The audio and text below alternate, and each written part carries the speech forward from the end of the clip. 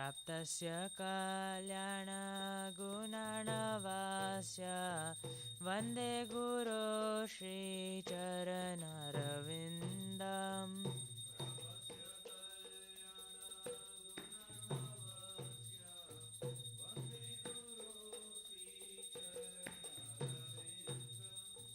महाप्रभु कीर्तन नृत्य गीता वादित्रमाध्यान् मनसोरसेना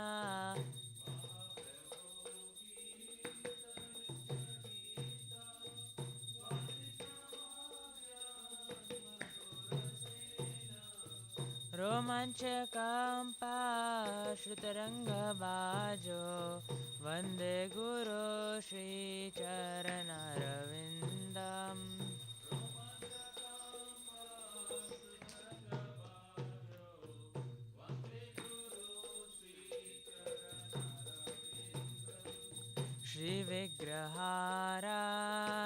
श्रीविग्रहाराधननित्यनाना शृङ्गारतन्मन्दिरमर्जनादो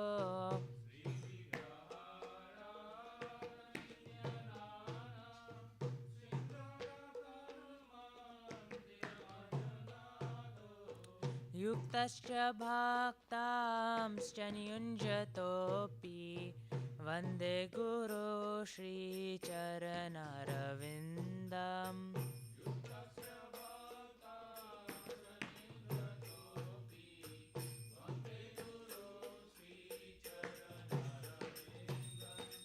चतुर्विधा श्रीभगवत्प्रसाद स्वाधन्न तृप्तान् हरिभक्तसङ्घम्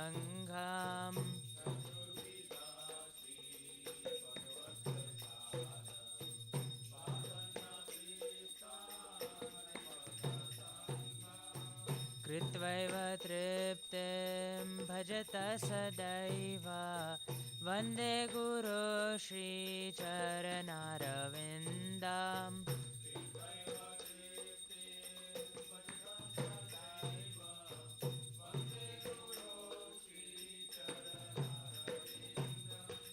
श्रीराधिका माधवयोरपारा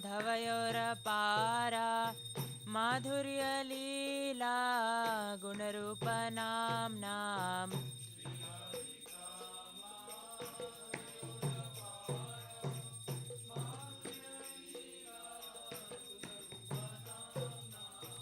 प्रतिक्षणा स्वाधनलोलुपास्य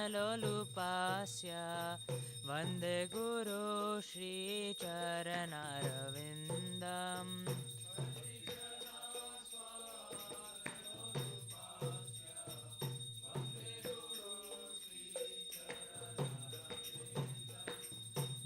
निकुञ्जयोनो रतिकेलिसीधै यायालिभिर्युक्तिरपेक्षणीया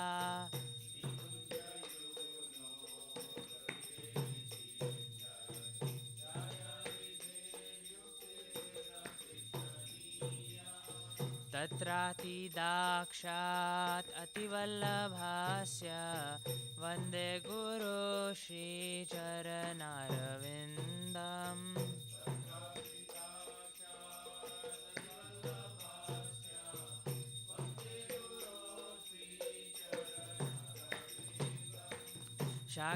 साक्षाद्धरित्वेन समस्तशास्त्रैरुक्तस्तथा भाव्यत एव शाब्दी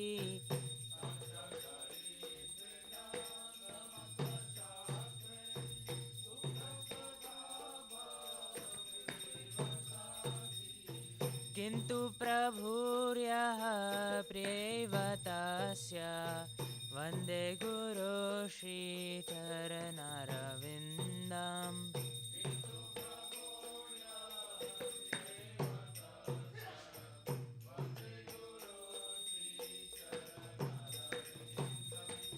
यस्य प्रसादात् भगवत्प्रसादो यस्य प्रसादात् न गति कुतोऽपि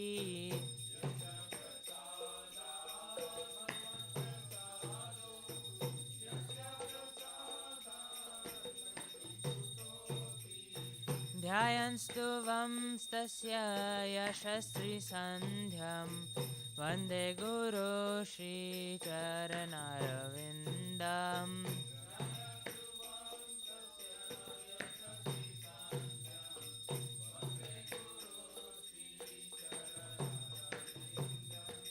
वन्दे गुरो श्रीचरणारविन्दम्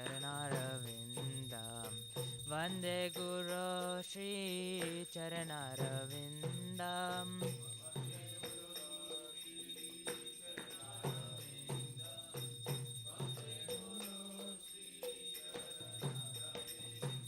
नमो विष्णुपदाय कृष्णपृष्ठाय भूतले श्रीमते भक्तिवेदान्त स्वामिनिति नामिने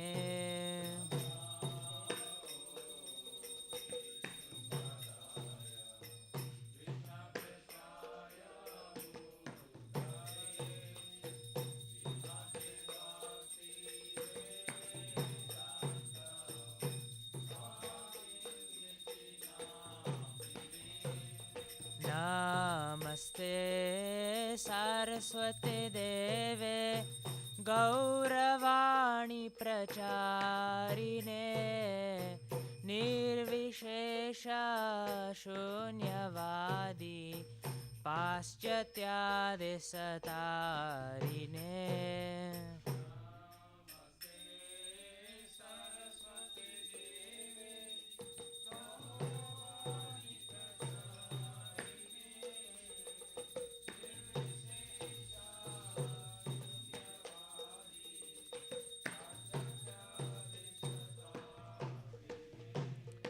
जय श्री कृष्ण चैतन्य प्रभु नित्यानंद श्री अद्वैत गदाधर श्रीवासादि गौर भक्तवृंद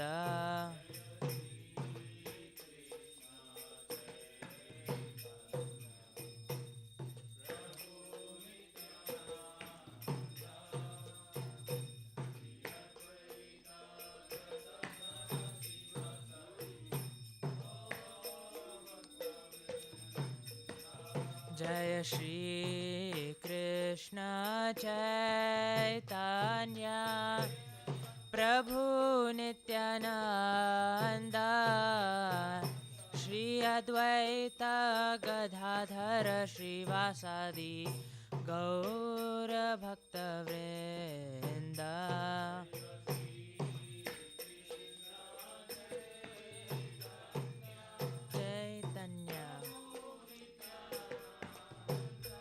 Nityanand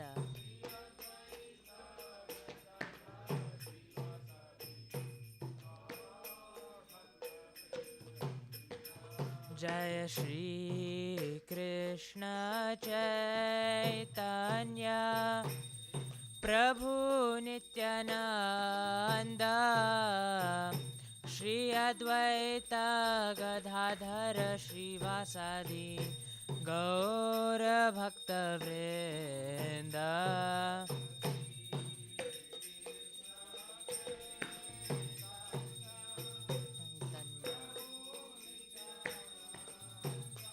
Nityanand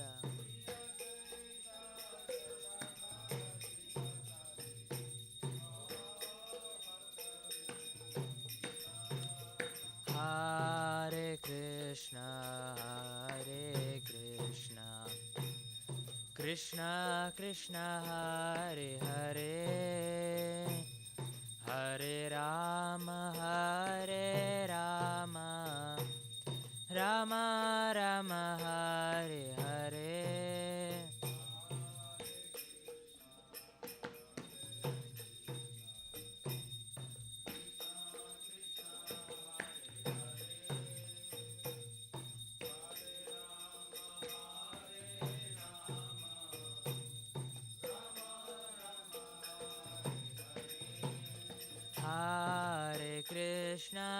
Hare Krishna Krishna Krishna Hare Hare Hare Rama Hare Rama Rama Rama Hare Hare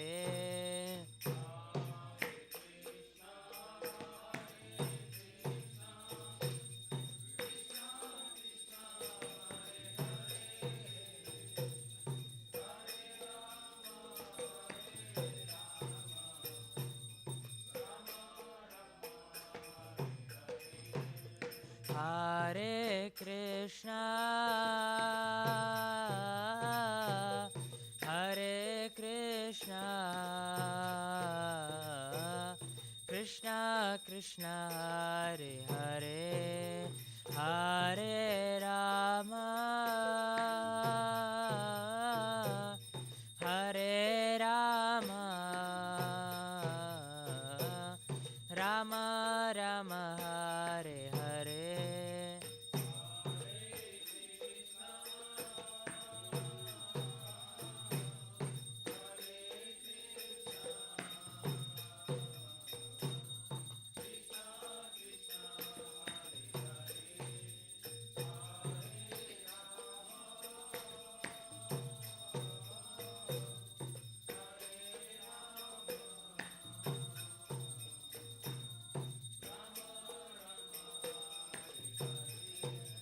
Hare Krishna Hare Krishna Krishna Krishna Hare Hare Hare Rama Hare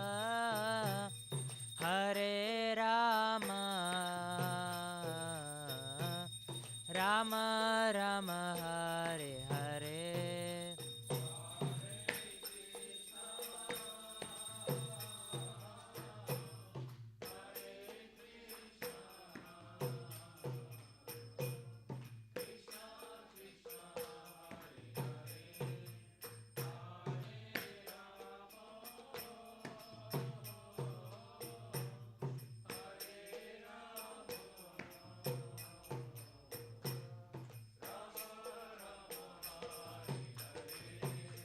Hare Krishna Hare Krishna Krishna Krishna Hare Hare Hare Rama Hare Rama Rama Rama Hare Hare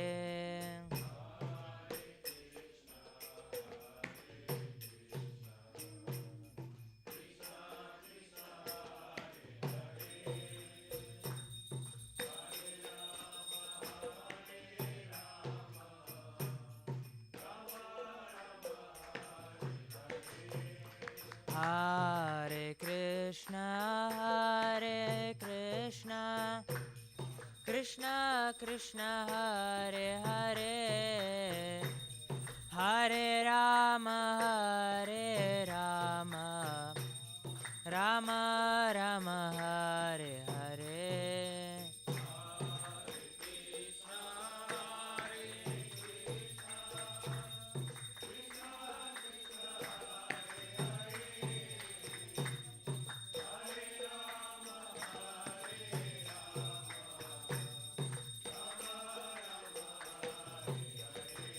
Jai Radha Nila Madhav Radha Nila Madhav Shri Radhe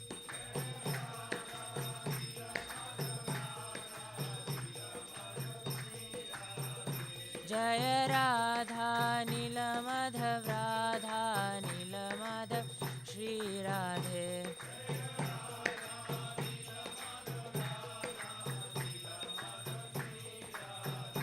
Jaya Jagannatha Jaya Baladeva Jaya Subhadra Jaya Sudarshana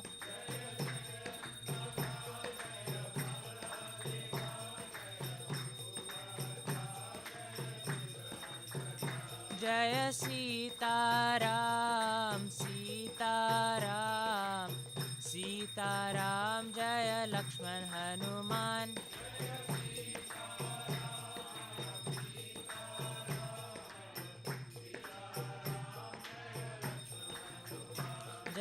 Lakshmi Narasimha जय लक्ष्मी नरसिंह जय लक्ष्मी नरसिंह जय लक्ष्मी नरसिंह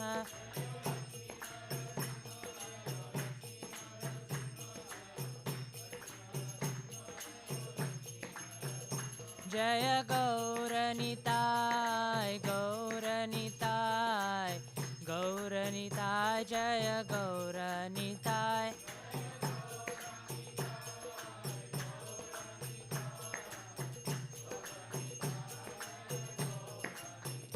निताय गौर हरि बोल निताय गौर हरि बोल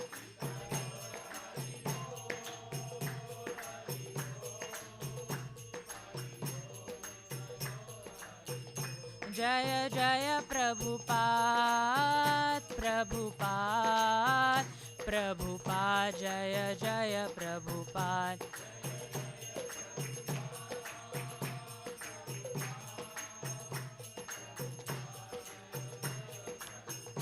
जय जय गुरुदेव गुरुदेव गुरुदेव जय जय गुरुदेव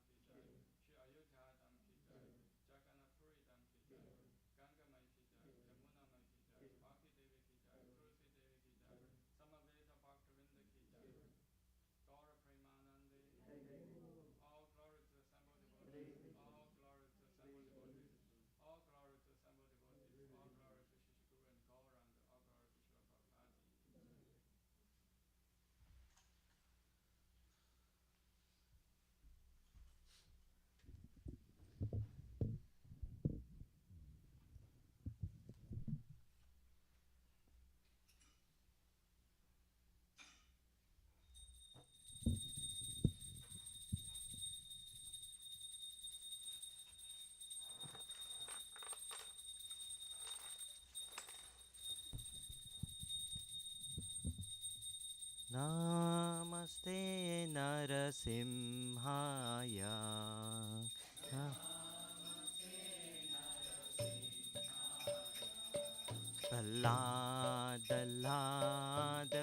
प्रह्लादलाददायिने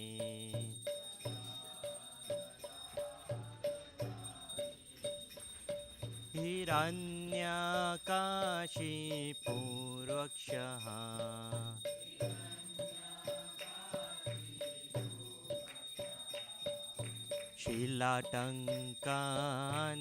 शिलाटङ्कानखालये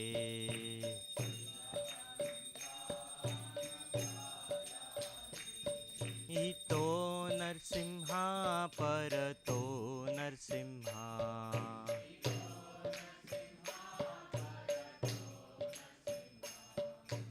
यतो यतो यामि ततो नरसिंहा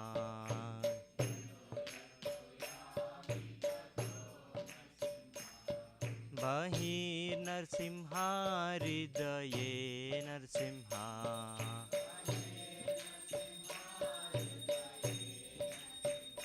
नरसिंहमदिं शरणं प्रपद्ये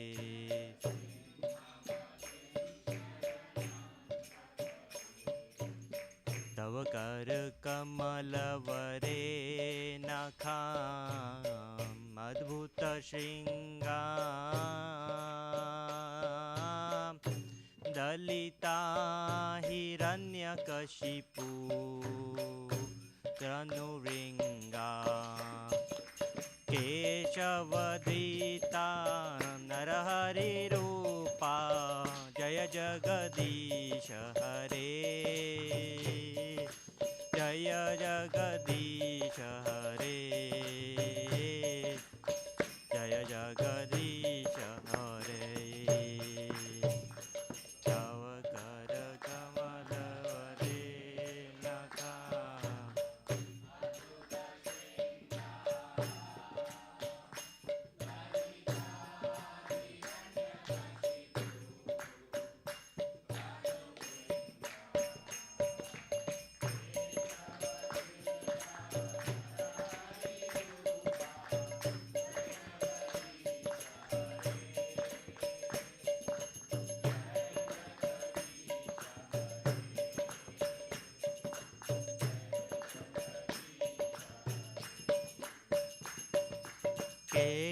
केशवधीता नरहरिरूपा जय जगदीश हरे जय जगदीश हरे जय जगदीश हरे केशवधीता नर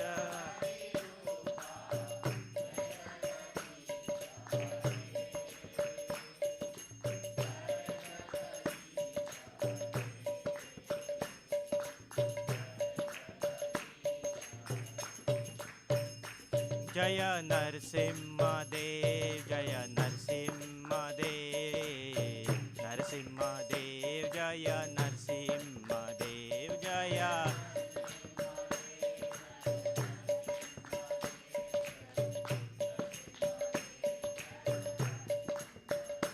जय प्रहलाद महाराज प्रहलाद महाराज प्रहलाद महाराज जय प्रहलाद महाराज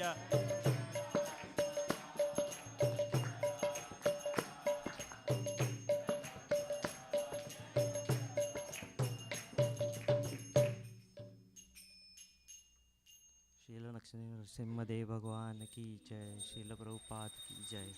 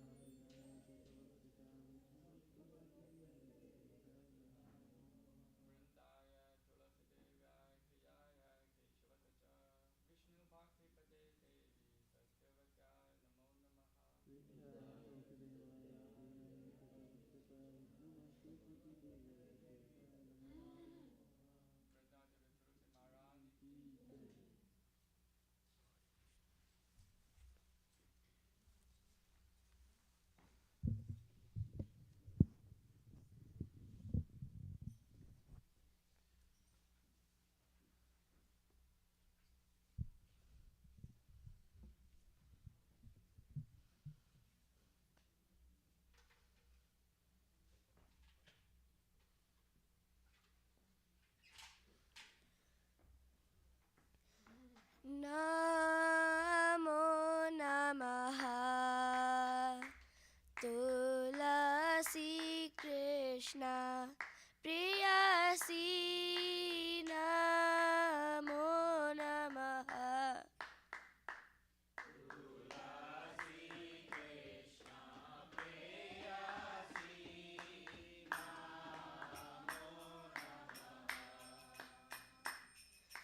नमो नमः तुलसी कृष्ण प्रियसी नमो नमः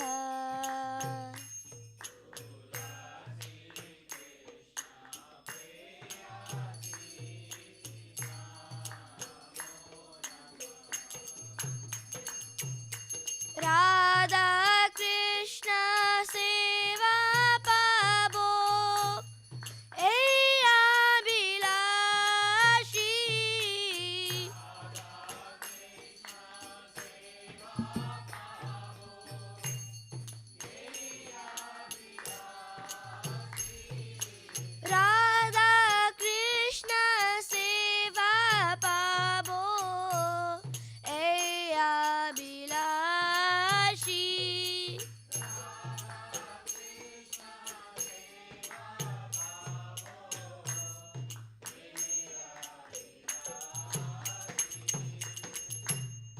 જે તમારા શરણ લોય તારા વંશ પૂર્ણ હોય.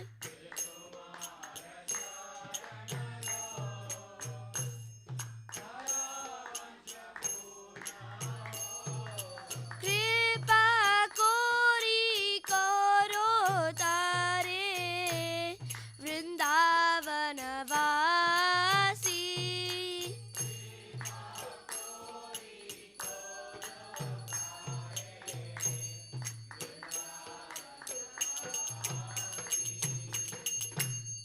મોરાએ આ વિલાસ વિલાસ કુંજ દિયો વાસ.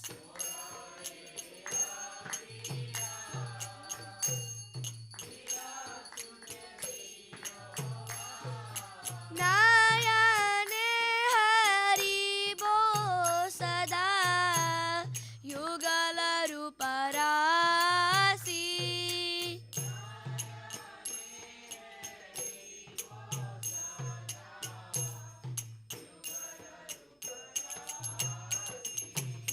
એ નિવેદન ધારો સખીરાનુગત કરો.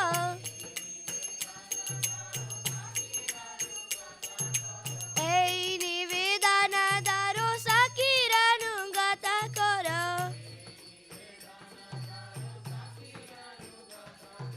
સેવાદિ કર દિયે કરો નિજ દાસી.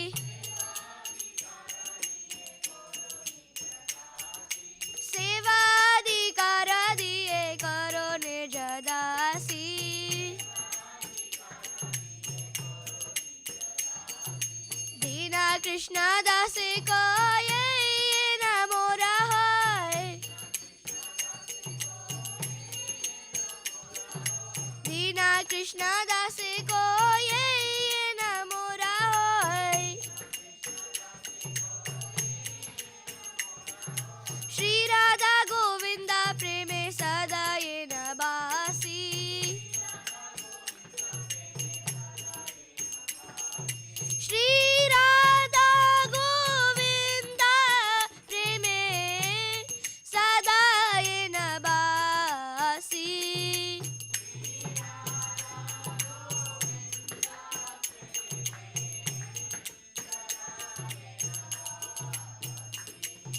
નમો નમઃ તુલસી કૃષ્ણ પ્રિયસી. નમો નમઃ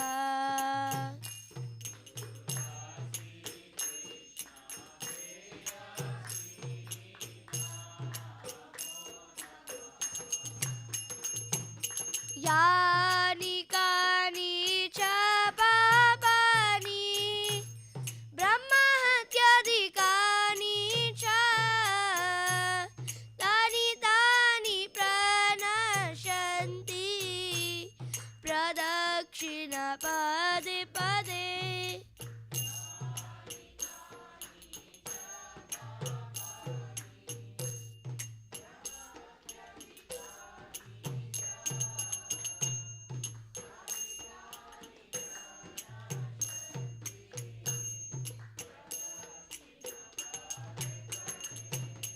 यानि कानि च पापानि ब्रह्महत्याधिकानि च तानि तानि प्रणश्यन्ति प्रदक्षिण पदे पदे.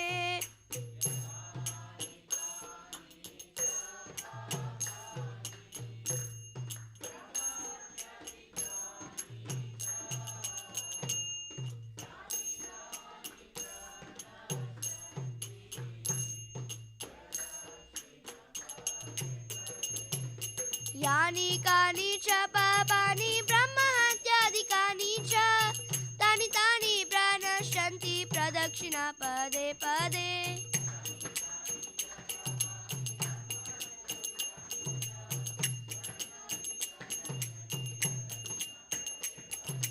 यानि कानि च पापानि ब्रह्महत्याधिकानि Krishna Pade Pade.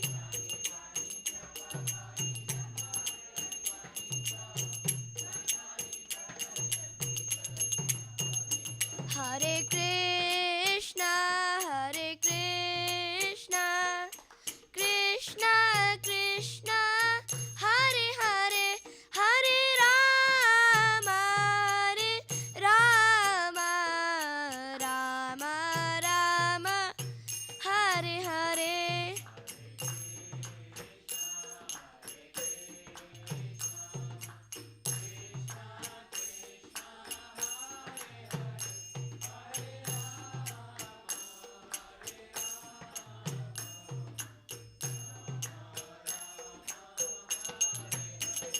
Hare Krishna, Hare Krishna, Krishna Krishna, Hare Hare, Hare Rama,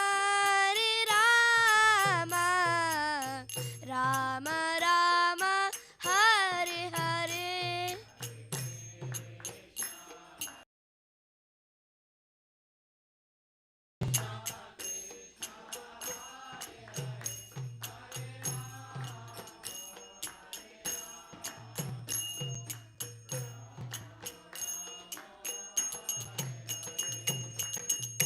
Hare Krishna, Krishna Krishna, Hare Hare, Hare Rama, Rama Rama, Hare Hare.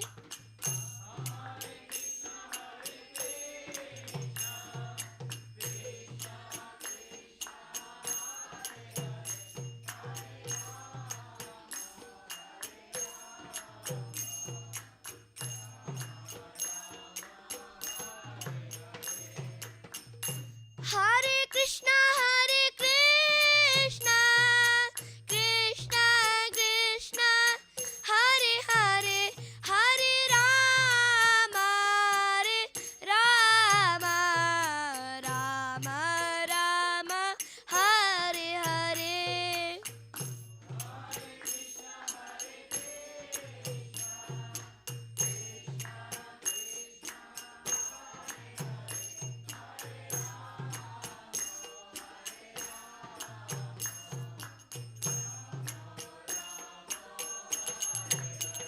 Jaya Tulsi Maharani, Jaya Tulsi Maharani, Jaya Tulsi Maharani, Jaya Tulsi Maharani.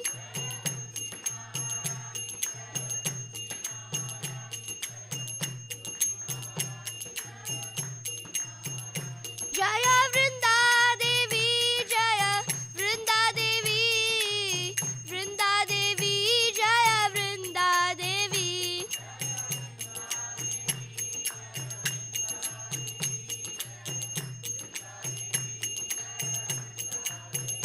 Jaya Jaya Prabhupada, Prabhupada, Prabhupada, Jaya Jaya Prabhupada.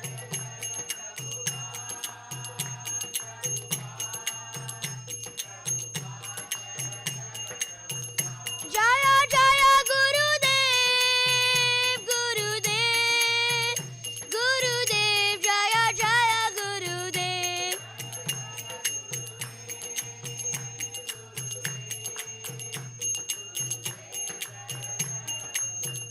Nitai Gaura Hari Bol, Hari Bol, Hari Bol, Nitai Gaura Hari Bol.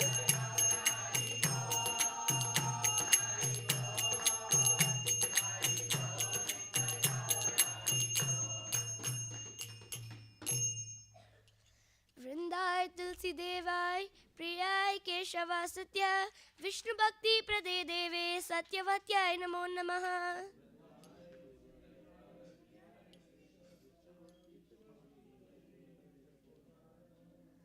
Vrindai Tulsi Devai, Priyai Keshava Satya, Vishnu Bhakti Prade Deve, Satyavatyai Namo Namaha.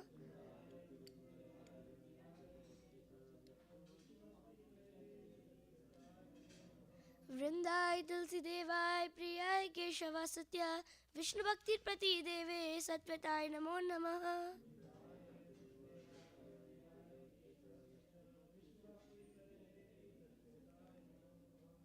तुलसी महारानी की।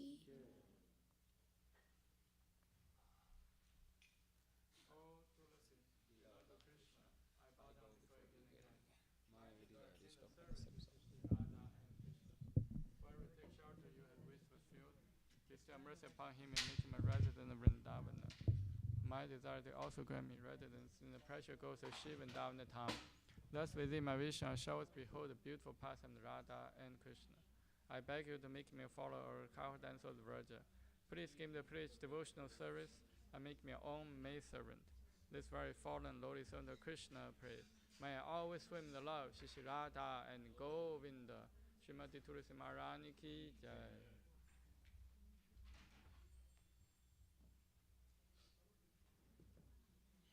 There are 10 fences in the matter of chanting holy names that should be avoided, and they are as follows.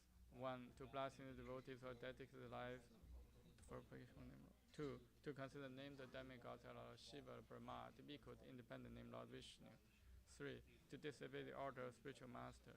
4. To blaspheme the Vedic literature or the literature of pursuance of Vedic version. 5. To consider glory of chanting Hare Krishna to be imagination. 6. To give some interpretation to holy name of the Lord. 7. To commit sinful activities and strengths of chanting holy name. 8. To consider chanting Hare Krishna one of the auspicious ritualistic activities, offering the Veda the fruity activities, karma, kanda. 9. To instruct a faithless person about the glory of the holy name. 10. To not complete faith in the chanting holy names, and to maintain material attachments in your understanding so many instructions on this matter.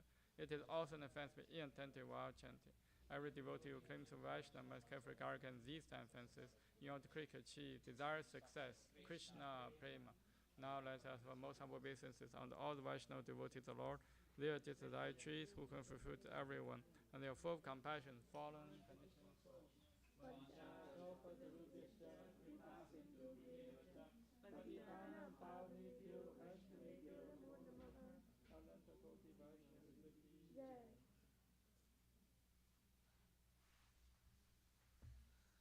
Shri Chaitanya Shikshastakam ki jai. Jeto Darpana Marjanam Bhava Mahadavagni Nirvapanam Shriya Gaira Vachantrika Vitaranam Vidyavatuhu Jivanam Anandam Pudivardhanam Pratipadam Purunarmita Swadanam Sarvatma Snapanam Param Vijayate Shri Krishna Sankirtanam Nam Nam Akari Bahuda Nija Sarva Shaktis Tatra Pita Niyamita Smaranena Kalaha Etadishi Tava Kripa Bhagavam Mamapi Durudevami Disham Yaha Janina Nuragaha Trinatapi Sunichena Tarorapi Sahishnuna Amanina Manadena Kirtanya Sada Harihi Na Thanam Na Janam Na Sundarim Kavitam Va Jagadisha Kamaye Mama Jammani Jammanishvare Bhavata Bhaktir Haituki Toi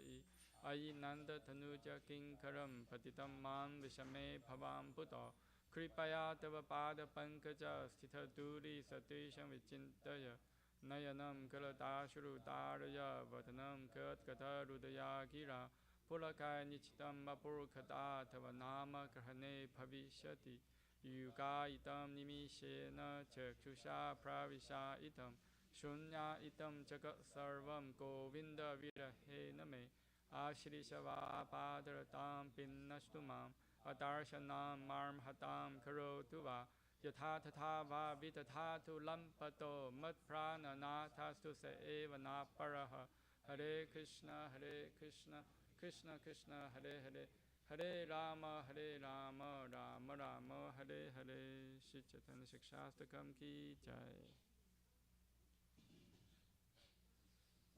Glory to Shri Krishna Sankirtana, which cleanses the heart of all the dust accumulated for years and extinguishes fire of conditional life or repeated birth and death. This Sankirtana movement is between human because it releases a banishing moon. It is the life of all transcendental knowledge. It increases ocean transcendental bliss and enable us to fully taste the nectar for which always anxious. O my Lord, your holy name alone grant all benediction human beings. Thus you have hundreds and millions of names like Krishna and Govind. In these transcendent names you have invested all transcendental energies. There are not even hard and fast rules for chanting these names. O my Lord, out kindness enable us to easily approach your holy names, but I'm so unfortunate to have no attraction for them.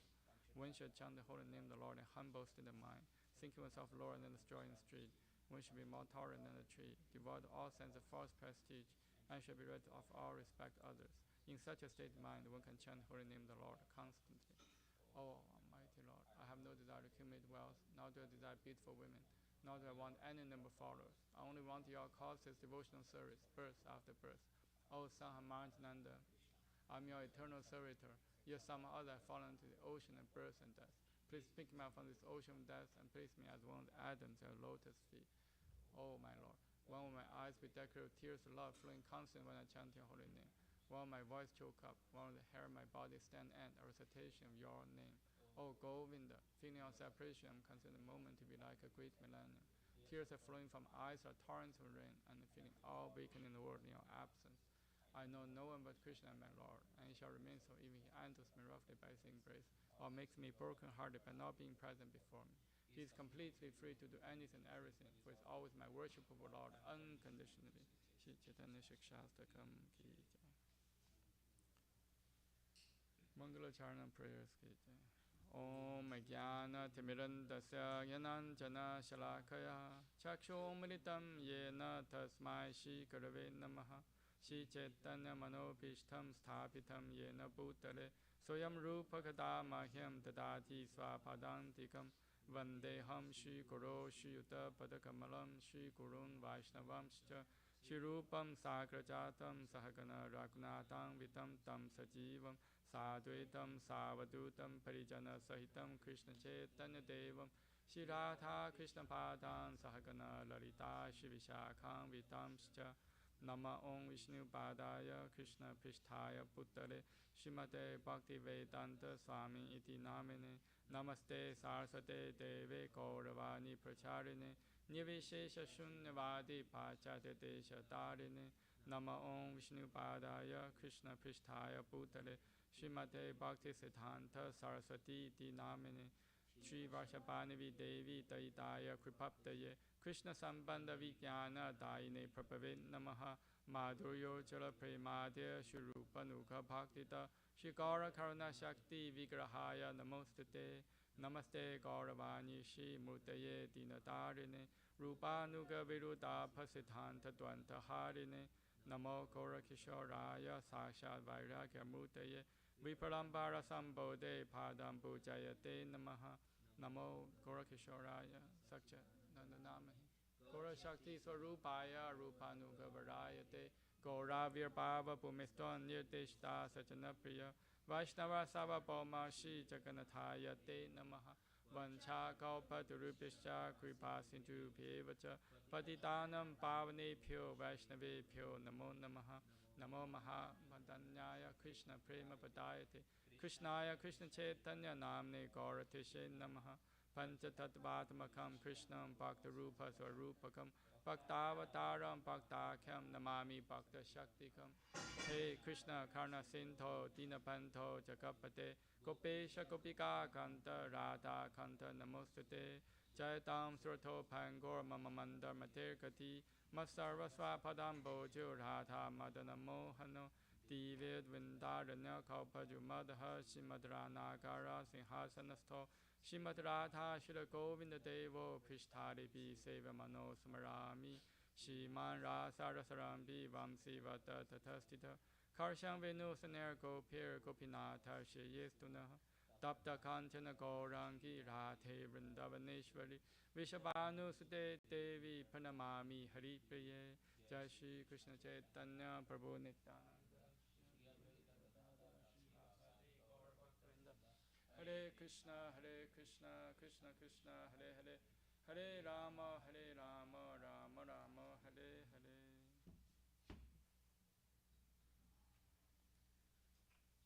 Shri Brahmasamhita prayers.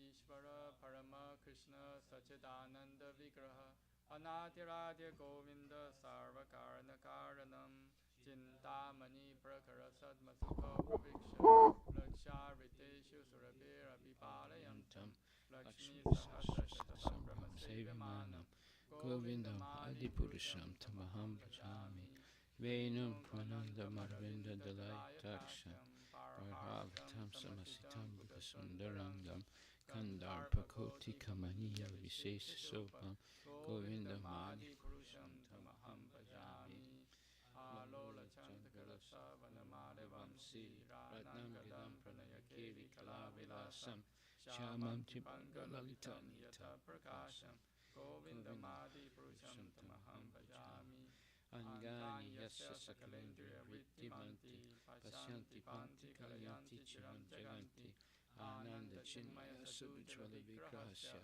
Govindamadi Purusham Tamaham Bhajami Advaitam Achyutam Anadim Anantarupam Adyam Purana Purusham Davyovanam Chat Yesudurlabham Adurlabham Atmabhakto Govindam Adi Purusham Tamaham Bhajami Pantast Satavatsara Sampragamyo Vayoratapi Manaso Munipungamanam Sopyastiyat Paparasimya Vichintitatve Govindam Adi Purusham Tamaham Bhajami Ekopya Sora Chaitum Chakadanda Kotim Yes Chaktirasti Jagadanta Chayayadanta Andantarasta Paramanu Chayantarastam Govindam Adi Purusham Tamaham Bhajami Yad Bhava Bhavita Dio Manajastataiva Samprapya Rupa Mahima Sanayana Busa Suktaryameva Nigama Pratitastuvanti Govindam Adi Purusham Tamaham Bhajami Ananda Chinmaya Rasa Bhakti Bhavita Bistabirya Evan Charupa Tayakalabi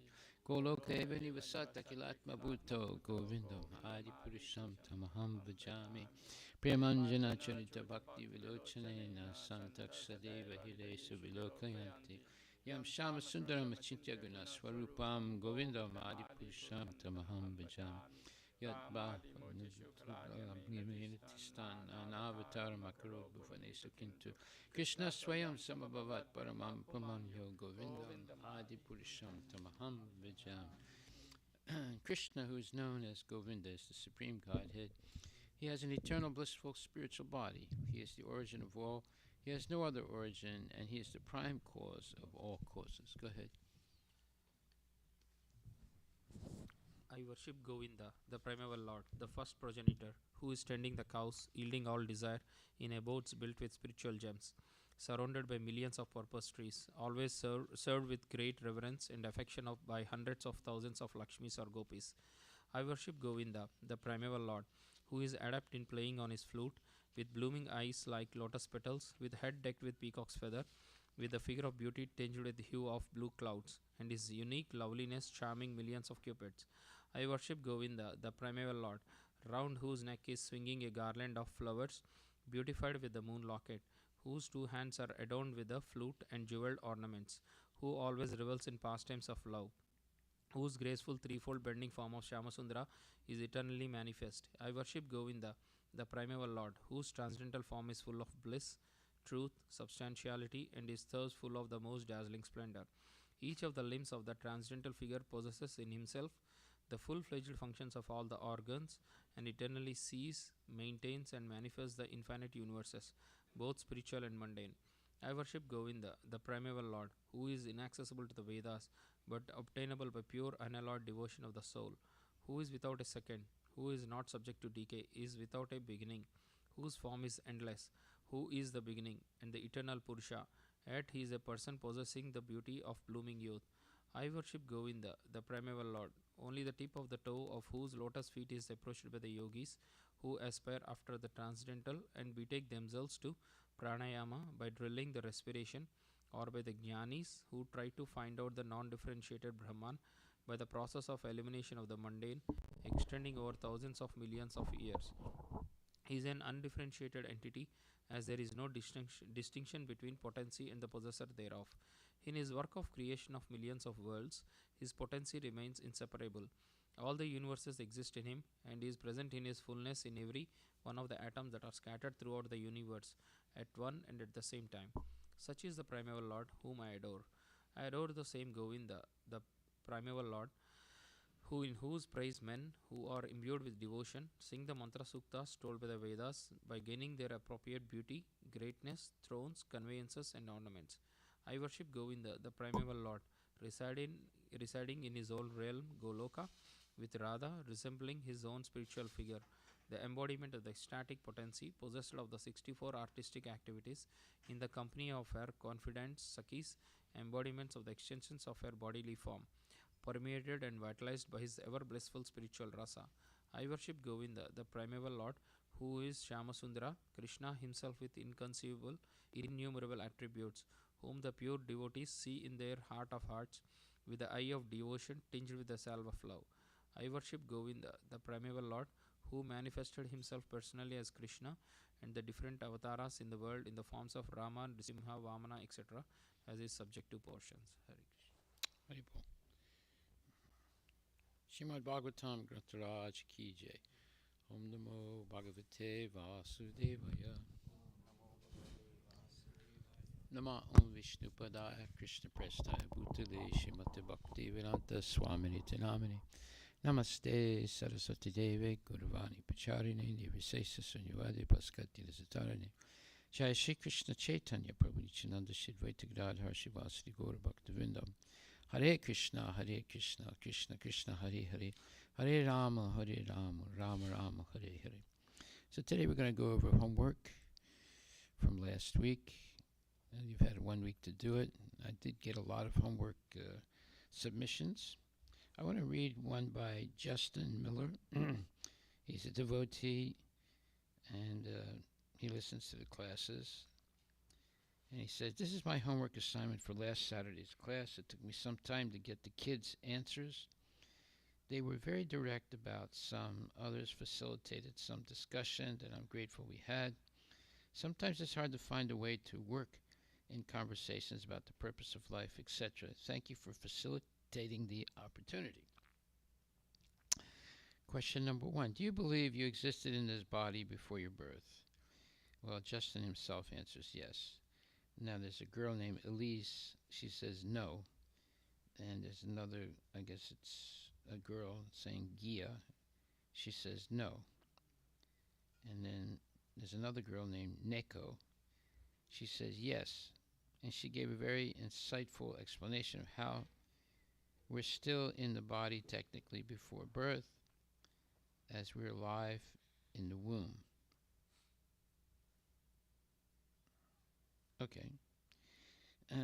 That doesn't really answer the question, but the other questions the other no's are pretty clear.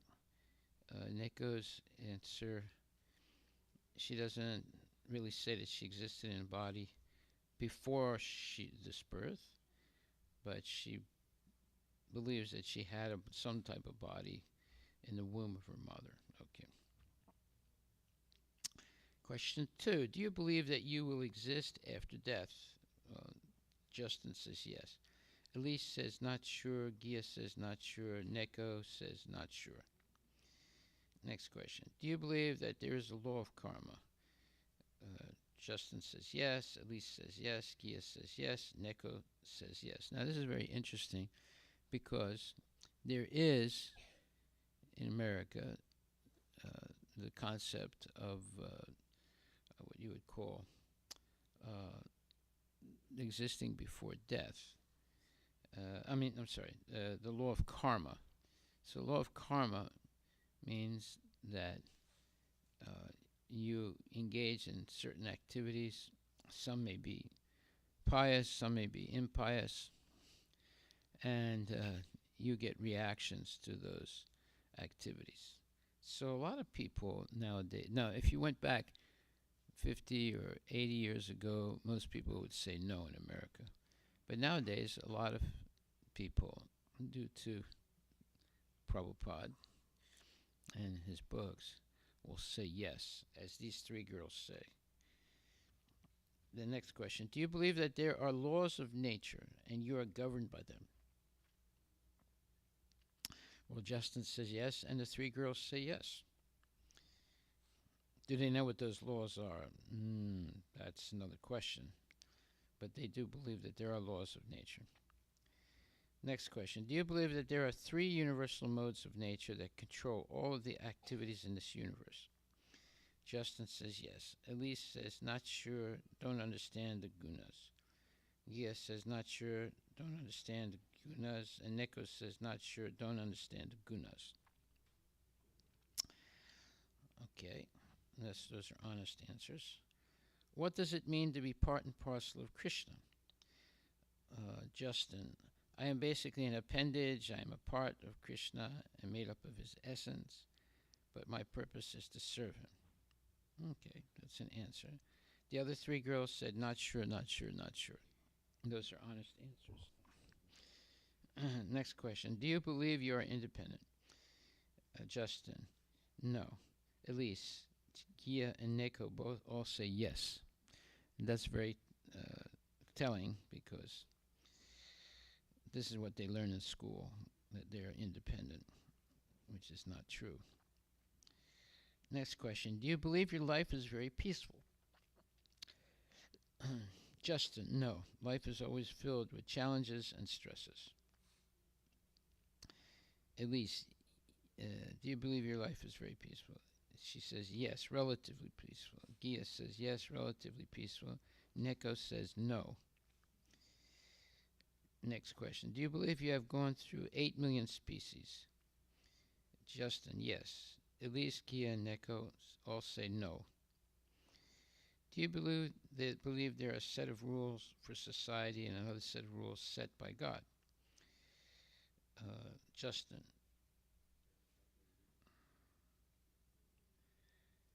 No, there are rules that humans attempt to set for society, but most of them have little to do with God. God's rules supersede human rules.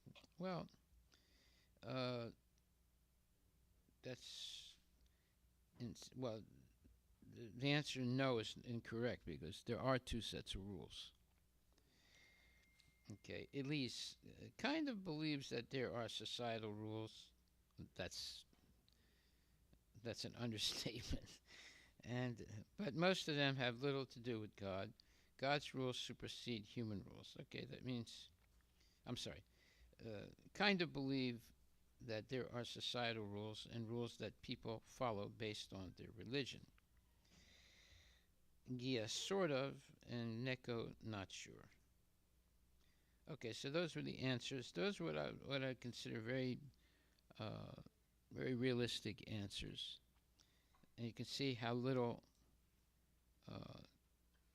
most kids know about the laws of nature, about God, about karma, and so forth.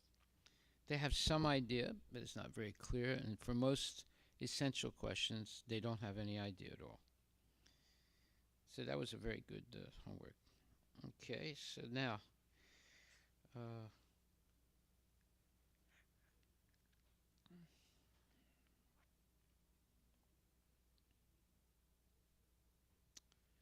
okay, let's start from the top. So is Ria here? Ria, yeah, okay. Let's see what you said and what you learned. Oh, so you did the similarities and differences between material and spiritual worlds, is that it? Okay, well, we'll come back to you because we want to get the other homework first.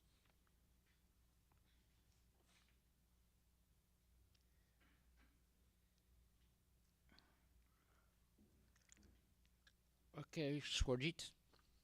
I did the second one too. Oh, you did. All right. Okay.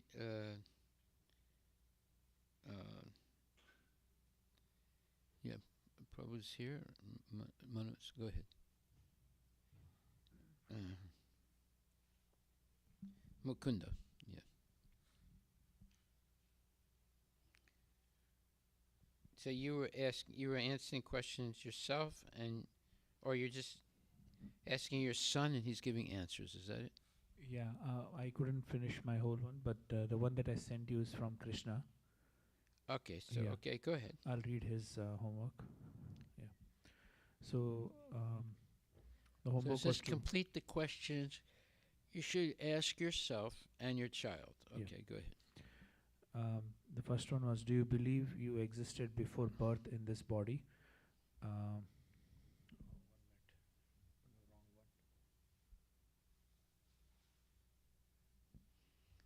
He didn't Yeah. understand that question, so he's answering it incorrectly. Yeah, so do you believe you existed before the birth in this body? No, my current body is temporary and I was not in the same body before birth. Do you believe you continue to exist after the So body in other words, dies? he's saying Yeah. no. Yeah. No. Which would be an incorrect answer. The next question is, do you believe you continue to exist after the body dies? Yes. From my understanding, the soul will go on to exist after the body is deemed or of no use. Next question is, do you believe there is law of karma according to your activities and your desires you receive on that body? So I'll read his answers. Yes, I believe in the law of karma. I also understand that the activities performed in this life will determine my next form. Do you believe there are laws of nature established by Krishna as quoted in Bhagavad Gita 3.27? So 3.27 states that everything we do are carried, bound by the three modes of material nature. Okay, wait a minute. I carried. It's no bout. Bout is not a word.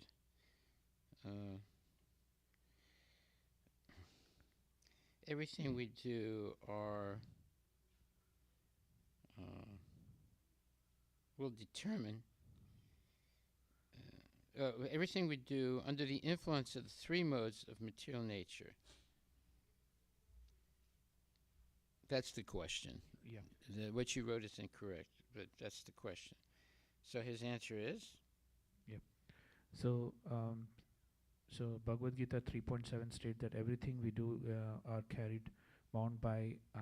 No, there's no such word as bout. Yeah, I don't know where he get this word. No, the question is, first of all, the statement. Is he making the statement of what that verse means? I don't think so. Anyway, the question is, 3.27 states that everything we do under the influence of the modes of material everything we do are under the influence of the three modes of material nature. Okay, now he answers what? I agree with this. If you are in one of the modes more than the other, such as ignorance, we tend to behave differently than if we were in goodness. This is one reason why we don't eat onion and garlic, as they are foods that bring us to the mode of passion and ignorance. Is that what he said? Yeah. Okay. I read the next one. Everyone is controlled by nature, and you are bound to get old and die, and there is no escape. So yes, nobody can escape this cycle. Do you believe in the three modes of material nature that controls your activities? Says yes. What? Satya, Rajas, and Tamas. Yeah. Answer is yes. Yes. What does it mean to be part and parcel of Krishna? So he says, from my understanding, being a part and parcel of Krishna means that we all come from and are a part of Krishna. The next question is, do you believe you are independent? Says, no, I am not independent. As we saw in Bhagavad Gita 3.27, we think we are the doer, but are not able to work without a higher entity above us like Krishna. Do you believe your life is happy and peaceful? Says no. Well, it's not funny. I know I hear that. It's a pretty Maybe serious he's, answer. yeah, he's mainly referring to school. There is a school you get You lot don't of know stress. for sure. Do you believe you have gone through 8.4 million species? Says he's not sure. We've gone through. He says, actually I he's am not asking- sure. Yeah, he's asking a question there actually for me. It says, have we gone through 8.4 million, and did we skip any steps or we have gone through all the steps. So he couldn't answer that, but he was asking more questions, clarifying questions there. What's the question? Question is, did we go through all 8.4 million species, or we skip in between? Like, does everyone has to go through 8.4 million species to get The answer is yes.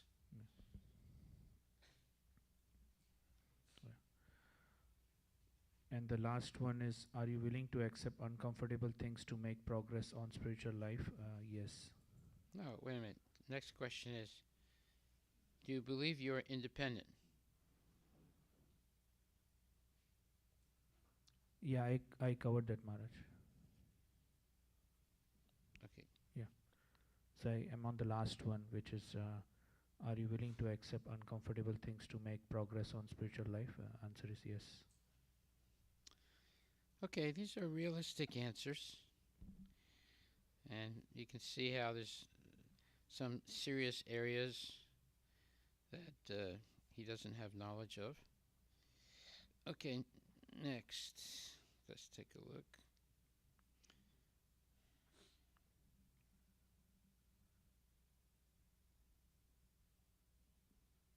Bree, is she here?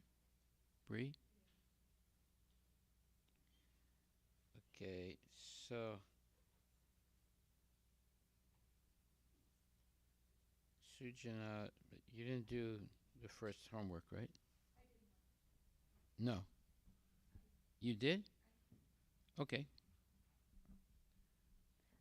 Samved also did, Maharaj. Can he go first? He also did. Okay, fine. Hare Krishna Maharaj. Haribol. The first question was, do you believe you existed in this body before your birth? I answered yes. Do you believe that you will exist after death? Yes. What? Do you believe what? Do you believe that you will exist after death? Okay. Yes.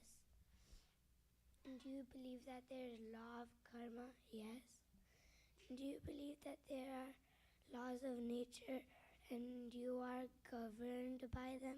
Yes.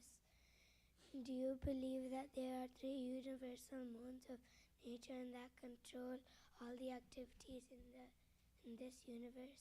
Yes. What does it mean to be part and parcel of Krishna? It means to love Krishna and be filled with joy forever. Can you read that again, that last one? What does it mean to be part and parcel of Krishna? Okay. It means to love Krishna and be filled with joy forever. No, that's not the right answer. You got that answer wrong. I mean, what you said is nice, but it's not the answer to the question. Go ahead. Do you believe you are independent? No. Okay. Do you believe your life is peaceful? No. Do you believe That's okay. Go ahead.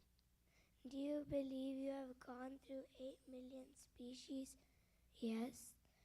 Do you believe there are a set of rules for society and another set of rules set by God? Yes. Okay. Thank you. Those are real answers. Hare Krishna Maharaj. Mm-hmm. The answers are little biased because kids have been going to Veda classes from last 3 to 5 years. So the answers were most of them were yes. So do you believe you existed in this body before your birth? Yes. Are these your answers now? Yes. No, but you had to ask somebody else. I mean, That's all right. You can answer it yourself, but it was to ask outside people. I mean, I did ask Swarit and Samved, but they are already in the Veda school. No, I know, but see, like this Justin, he answered himself, but he had other 3 people who have nothing to do with Krishna consciousness. He got their answers. That's the homework. Okay. So you're just answering yourself, right? Myself. Okay, we'll go on to the next person then. Okay.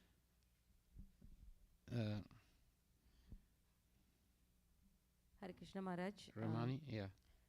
I'll um, I'll go through my survey questions, and I asked my family and my brother's family. My Okay. brother's family comes to the temple sometimes, but they don't know about the philosophy or anything. Okay. So I'll only pick maybe my nephew's answers and my brother's answers. Why not the others? There's almost 7. Do we have time, Mara? Because my family mostly comes here, but they are also very interesting answers. So, Okay. I mean, I can go through. I mean, I'll skip mine because my answers are mostly yes. But I can go through maybe one in my family and one in my brother's family. Okay.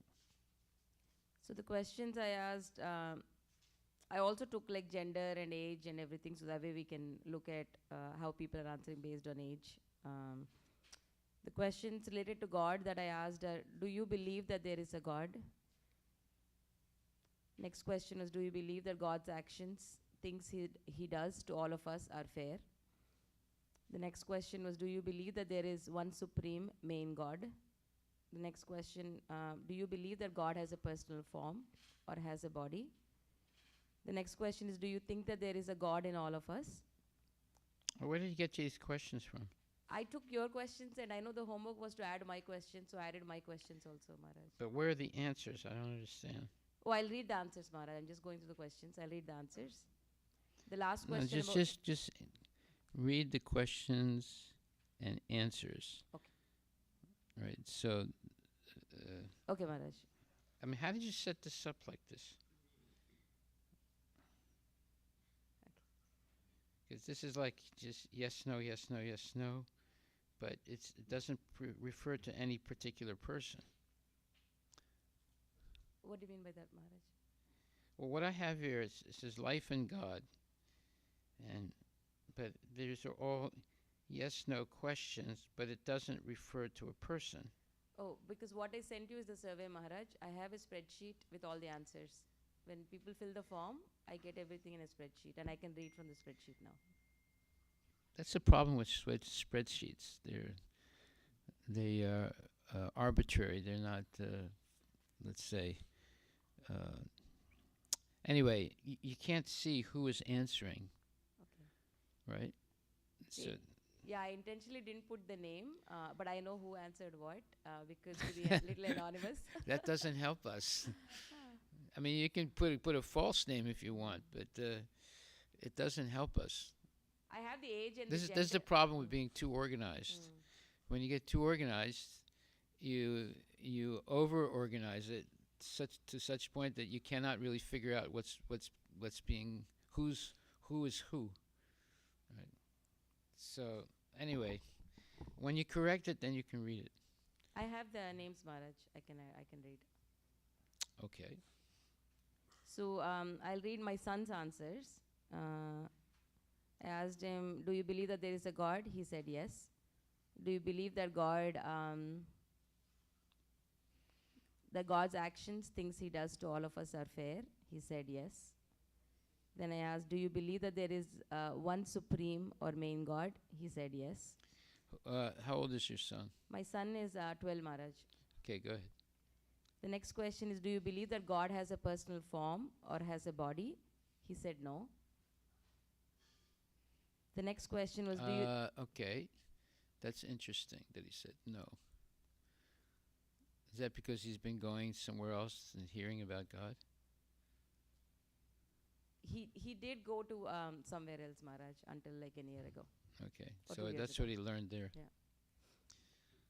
The next one is, do you think that there is a God in all of us? He said yes.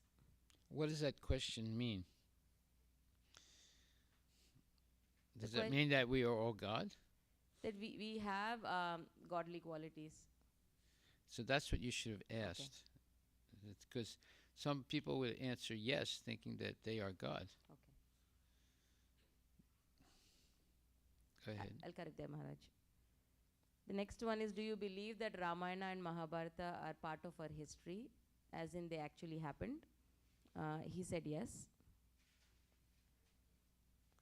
Then I asked, do you believe that someone or something is deciding when you are born and when you die? He said yes. The next question I asked is, do you believe that someone or something is assigning you your qualities at birth? He said yes. The next question I asked is, do you believe that you might take a different body once you leave this body? He said yes. The next question I asked, do you think actions you're taking in this body will determine your next body? He said yes. The next question I asked is, do you think disease, old age, and death will be painful? He said yes. The next question I asked is, do you think taking birth is painful? He said yes. The next question is, do you believe that you existed before taking birth in this body? He said yes. The next question, do you believe that you will exist after the death of your body, of this body? He said yes. The next question, do you believe in the law of karma? Karma means your actions, both good and bad, will have a reaction in this life or another life. He said yes. Next question is, do you believe that there are laws of nature and you're governed by them? Death is one law, karma is another law. He said yes. Next question I asked is, do you believe that there are three universal modes, rajas, passion, tamas, ignorance, and sattva, goodness, of nature that control all the activities in the universe? He said yes. The last question I asked is, do you believe that you can change your destiny in this life? He said yes. Okay. I'll read my brother's answers. They're more interesting because he's not at all introduced to the philosophy. He's How old is your brother? He's 47, Maharaj. Mm-hmm. So I asked the same questions. Do you believe that there is a God? He said yes. Do you believe that God's actions, things that he does to all of us, are fair? He said no. The next question is, do you believe that there is one supreme... So that means he doesn't believe in God. Yeah. But then it's very mixed, his answer. If you see, then I next asked, do you believe that there is one supreme main God? He said yes. And if you see the next question, do you believe that God has a personal form or has a body? He said no. Next question, do you think that there is a God in all of us? He said yes. Yeah, that's me. The next question is, do you believe that Ramayana and Mahabharata are part of our history, as in they actually happened? He said no. Do you believe that someone or something is deciding when you are born and when you die? He said yes. The next question, do you believe that someone or something is assigning your the qualities? next question should be, who do you believe is doing that? Yeah, I think I think I can follow up with that, Maharaj. But if you see, the next answer is very contradictory. I said, like, do you believe that someone or something is assigning your qualities at birth? He said no. Okay, that answers it. Yeah. So the next question is, do you believe that you might take a different body once you leave this body? He said yes. Do you think that actions you're taking in this body will determine your next body? He said yes. Do you think that disease, old age, and death will be painful? He said yes for that. Do you think taking birth is painful? He said yes. Next question, do you believe that you existed before taking birth in this body? He said yes. Do you believe that you will exist after the death of this body? He said yes. Then do you believe in the law of karma? Karma means your actions, both good and bad, and that will have, good and bad will have a reaction in this life or another life. He said yes. Do you believe that there are laws of nature and you're governed by them? Death is one law, karma is another law. He said yes. Do you believe that there are three universal modes of nature that control all the actions in this universe? He said yes. And lastly, do you believe that you can change your destiny in this life? He said yes. Yeah, these questions are not really good because it doesn't bring out his real beliefs. What should I change, Well, I'll give you an example. I'll give you an example when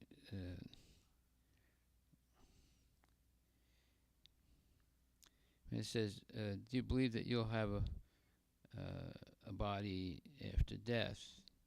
He says, "Yes." Do you believe it will be a human being? You didn't answer that question. So a lot of the questions you ask they're called softball questions. In other words, they're very easy to answer but you don't really get his real answers.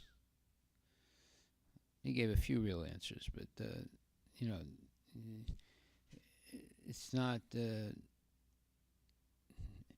critical enough to find out what he actually believes. Anyway, let's see who else did their homework. Shalagram.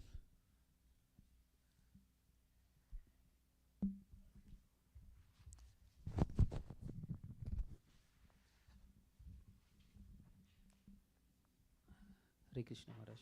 Haribol. I answered myself and my wife and elder son and neighbors who are devotees also. Okay, just tell us what the neighbors said. Maharaj? Just tell us what the neighbors said. Neighbors. The neighbors are all Indian? Yes, Maharaj. Okay. Do you believe you existed in this body before your birth? No, they answered. No, wait a minute. How can you say, do you believe you existed in this body before your birth? I should have asked. That's a before wrong your birth. question. And what did they answer? No. Yeah, well, they're right, because In this body. they didn't believe in this body. In this You asked the wrong question. Wrong question. Yes, Maharaj. Go ahead. Do you believe that you will exist after death? Yes. They answered yes. One is below the age, between age 10 and 16, and one is above 35. Both answered yes. No, it doesn't really matter what they answer the question.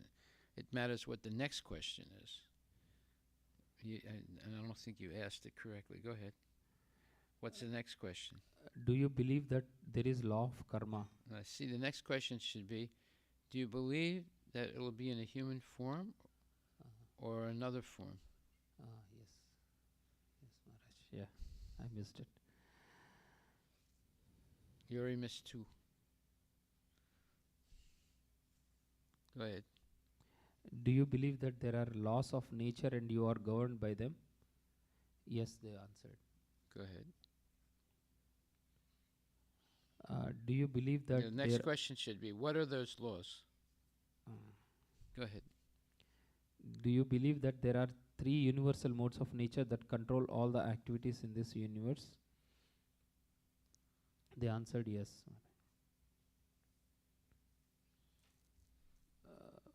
Do you believe you are independent? No. Both of them. Yes. They come to temple, no Maharaj. I think because of the philosophy they have heard. Do you believe your life is very peaceful or stressful? One answered don't know. One answered mixed. I mean, both. So both are not really happy. Go ahead. Do you believe you have gone through 8 million species? Yes. They answered yes. Do you believe there are a set of rules for society and another set of rules set by God?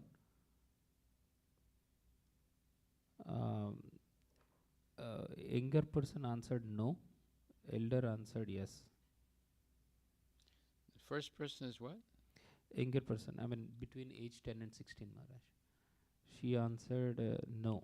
Do you believe there are set of rules for society and another set of rules set by God? Means no, she answered. She's been well educated in school. In ignorance. Go ahead. Do you believe that laws of nature are established by Krishna? Yes, they answered. That's it? Yes, Maharaj. Okay. All right. Anybody else? Let's see.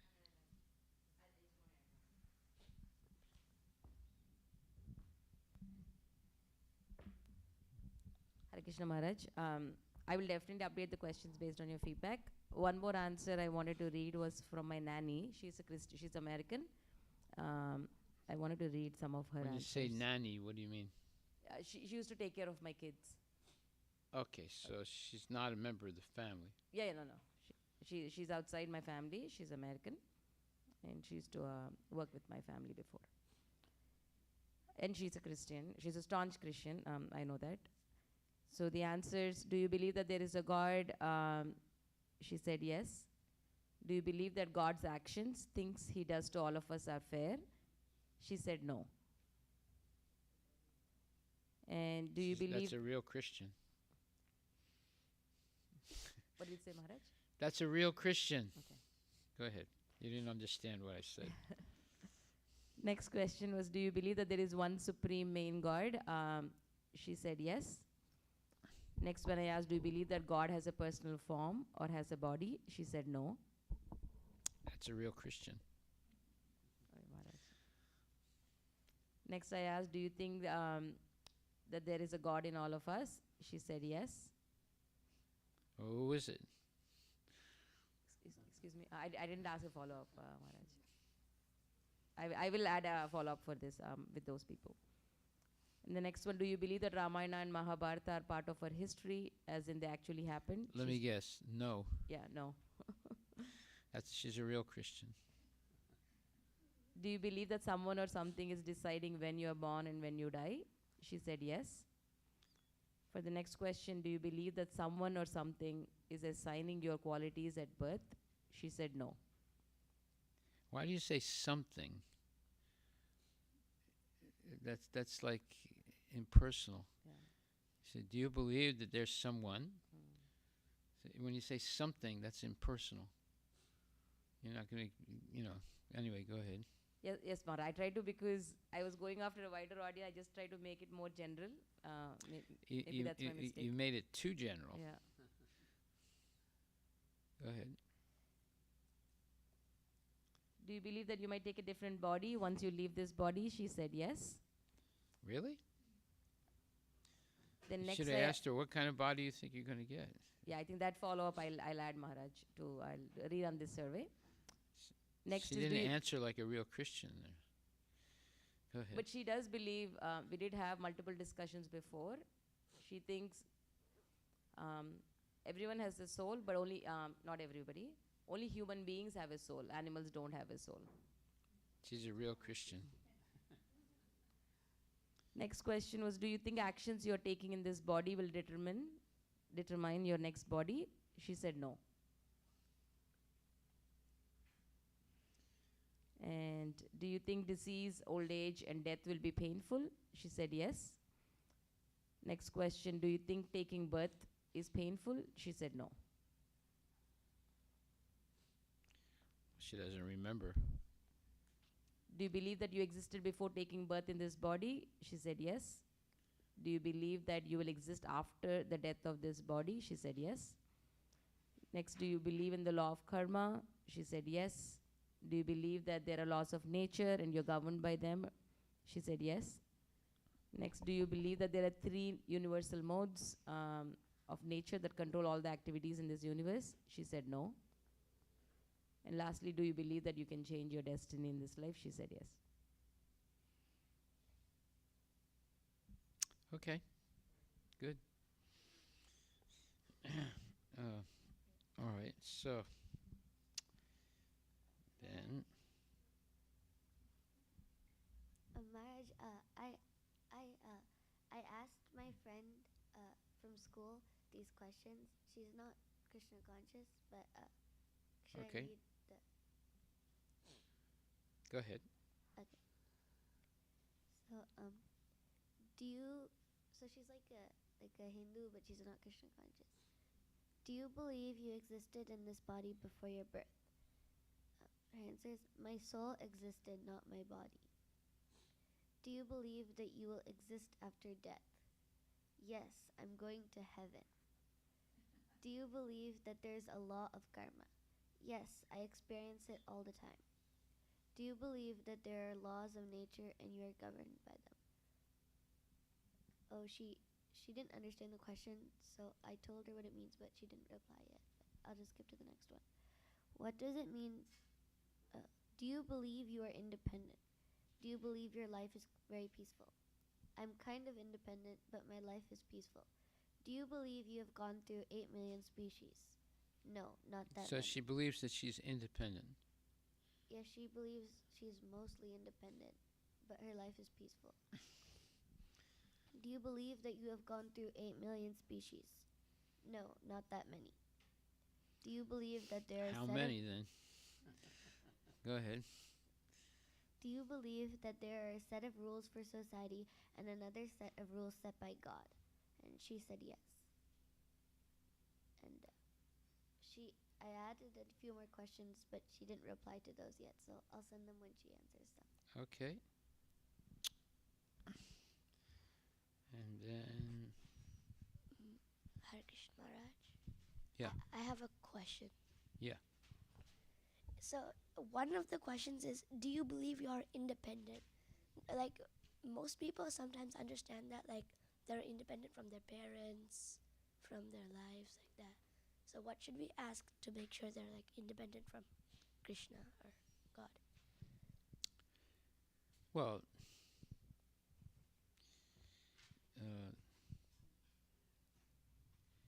no, you just asked, do you believe that you're independent? Okay, Maharaj. So,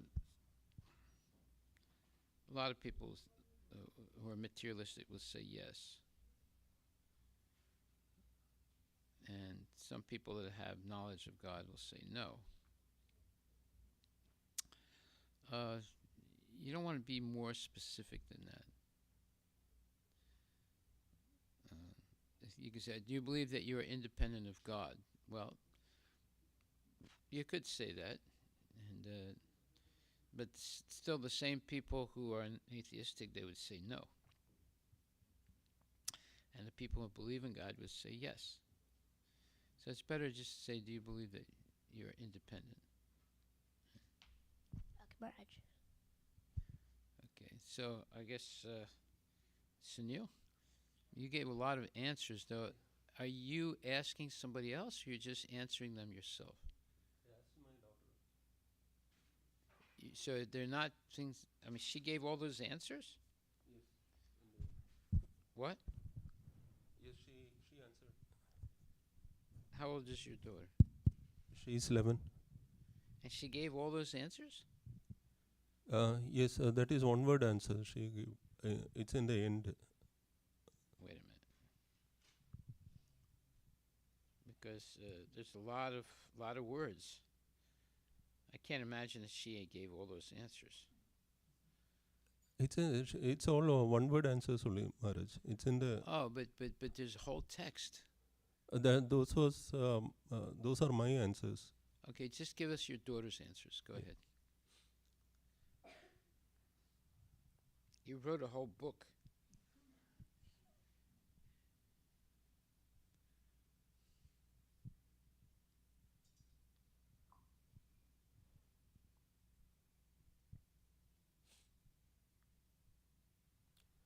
Yeah. What does it mean by saying that we are part and parcels of Krishna? So she said, I think of it as Krishna created us to serve him. Do you believe you are the body? No, I don't think I am the body, because Krishna is the one who created us. Do you believe you existed? How old is your daughter? 11, you said? Yes. Okay, good. Do you believe you existed before your birth? I think I may have existed before birth because I am chanting Mahamantra. Do you believe you have gone through 8 million species before coming to human life? Yes, I do believe I have gone through 8 million species before coming to human life. Do you believe you continue to exist after death? She said, if I have a good personality and chant Hare Krishna mantra and follow whatever Krishna says, then probably I will continue existing after death. Do you believe in 3 modes of material nature that control the activities of living entities? She said, yes, I do believe. I do believe in 3 modes of material nature. Some people are ignoring Krishna and eating meat. Some are believing Krishna. Do you believe in laws of nature? Yes, I do. Do you believe in the laws of karma? Yes, I do. Do you believe in your independence? Yes, I do. Do you believe Oh, you that's a wrong answer. yeah. Do you believe your life is happy and peaceful? I somewhat think that my life is happy and peaceful. Okay.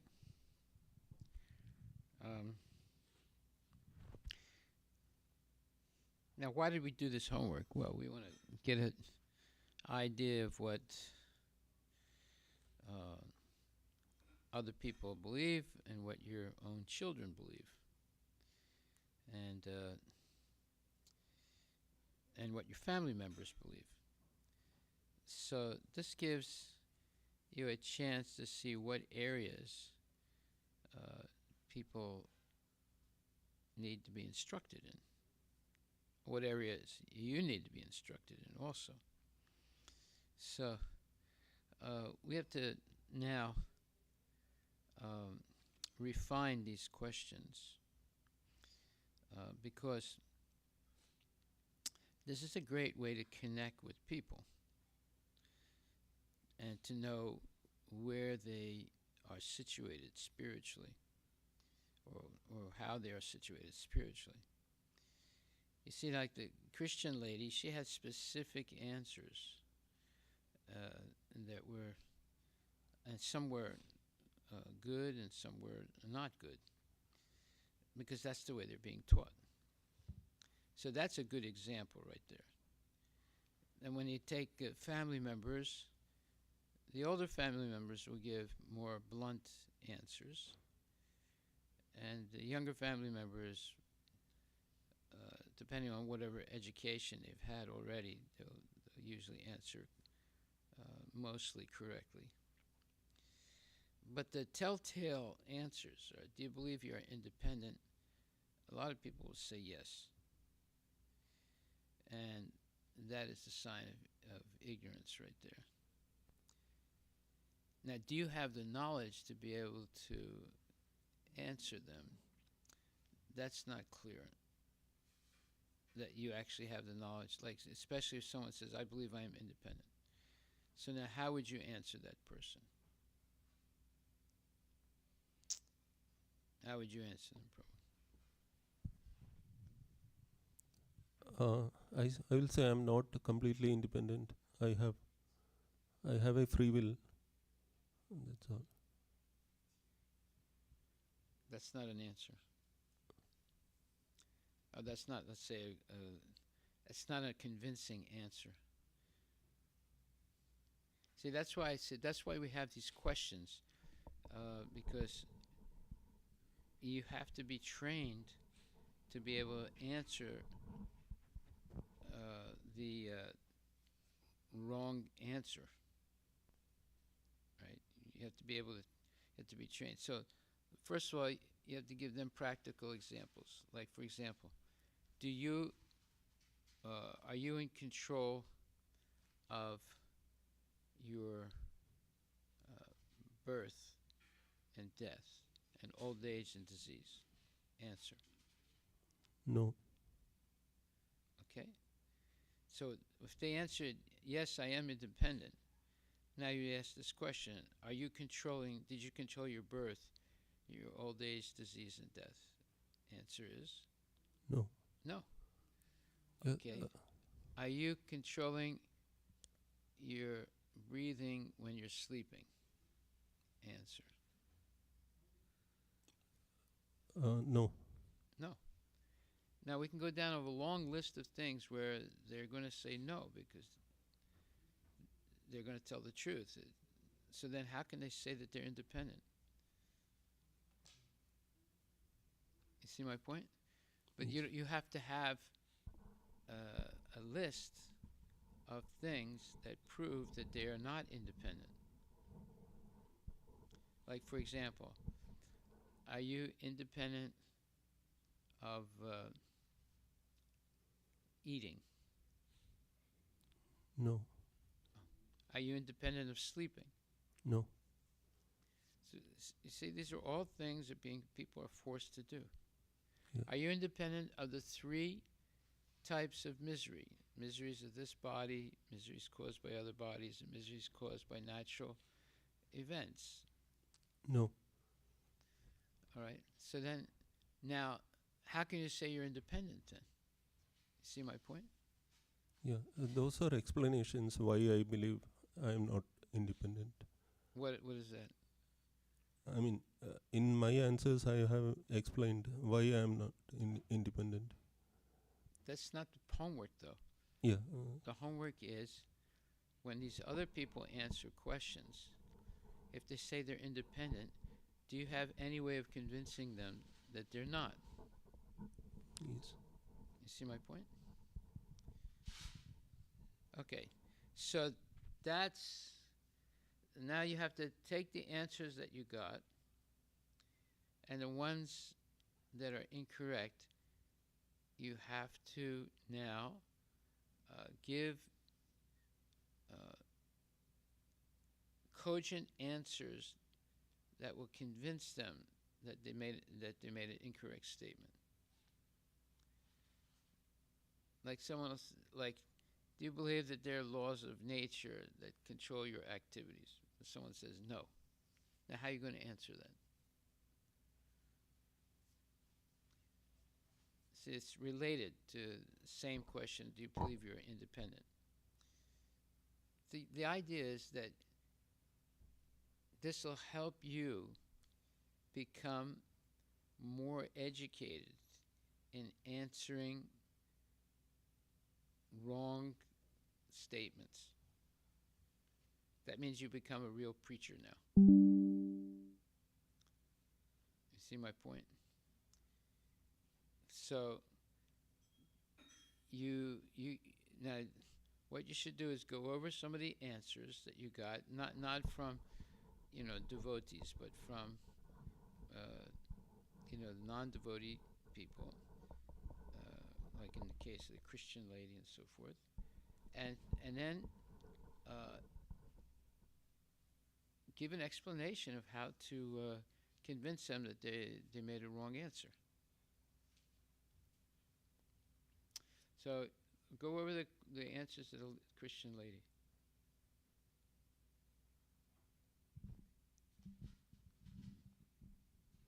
Hare Krishna Maharaj.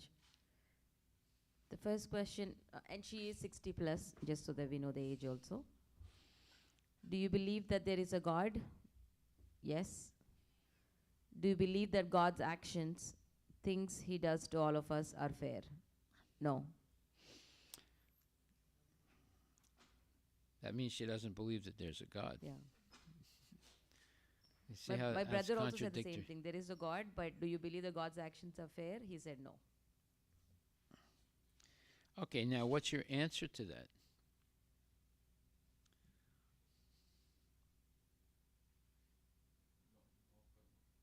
Huh? Yeah, there's a law of karma. I mean, look, I'm not going to answer the question myself. No, you have to answer the question. How are you going to convince the lady that she made a wrong answer? First of all, it's contradictory. She says she believes there's God, and then the next question was, do you believe that God is being fair? Right? I think I might ask, so you think God is unfair? Well, no, obviously she said she believes that God is unfair. I think Now, sometimes it's important to reiterate also. She's saying his actions are unfair. Do you think God is unfair? that's a complete answer right there. It's unequivocal. Yeah. All right, you can ask. Well, you can ask her that if you want, but she's making a definite statement there. So now, can you convince her that she made a wrong statement?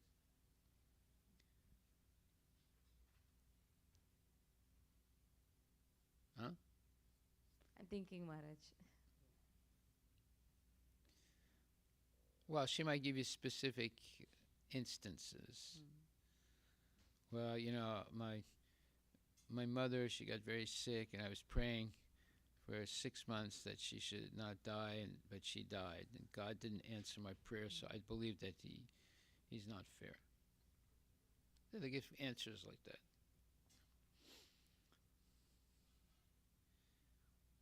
So how can you convince them that they made a wrong answer? Yeah. Maharaj, we can say that like, why should God like only listen to you? Maybe he wanted her to. As soon as you say maybe, that means your answer is nonsense. There's no question of maybe. Either you know or you don't know. Maybe is a word that speculators use. Right? Yes. Like you might go to a doctor, you say, "Doctor, I have a pain in my heart. Can you tell me if I have a heart problem?" He said, "Well, maybe." What? That's not an answer, maybe. That means he doesn't know. So as soon as you use the word maybe, that means you're speculating. Either you know or you don't know. Maybe is not an answer. You see my point? Yes. Okay. Maharaj, maybe you can say. Maybe? Oh, yes, sir, sorry. So ingrained. Sorry, Maharaj. Because when your children, if they misbehave, you do punish them or take away things from them so that they learn a lesson. And do you believe that is wrong? If they don't believe that is wrong, then Well, you didn't ask that question. no, I'm saying that is what I could ask her.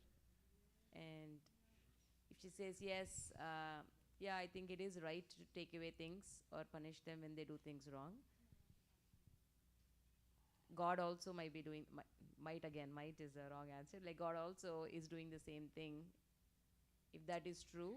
No, in other words, she does not know who God is. That's the answer. Yeah. If she believes that there is a God, but doesn't believe that he's being fair, then she doesn't really have full faith in Yeah. God.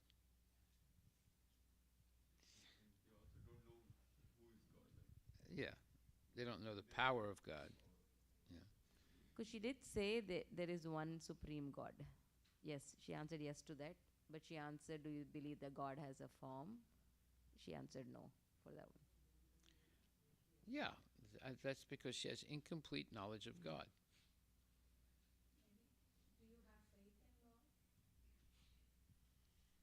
Well, she might say yes or she might say no. We don't know. But her answer that she doesn't think that God is fair, that means that she doesn't have perfect knowledge of God. She has incomplete knowledge. You see? Can we ask her if she thinks God loves her? Okay. First of all, you have to know what the Shastra says. All right. So what do we know what the Shastra says? So look up now in Bhagavad Gita, 12th chapter, verses 13 and 14.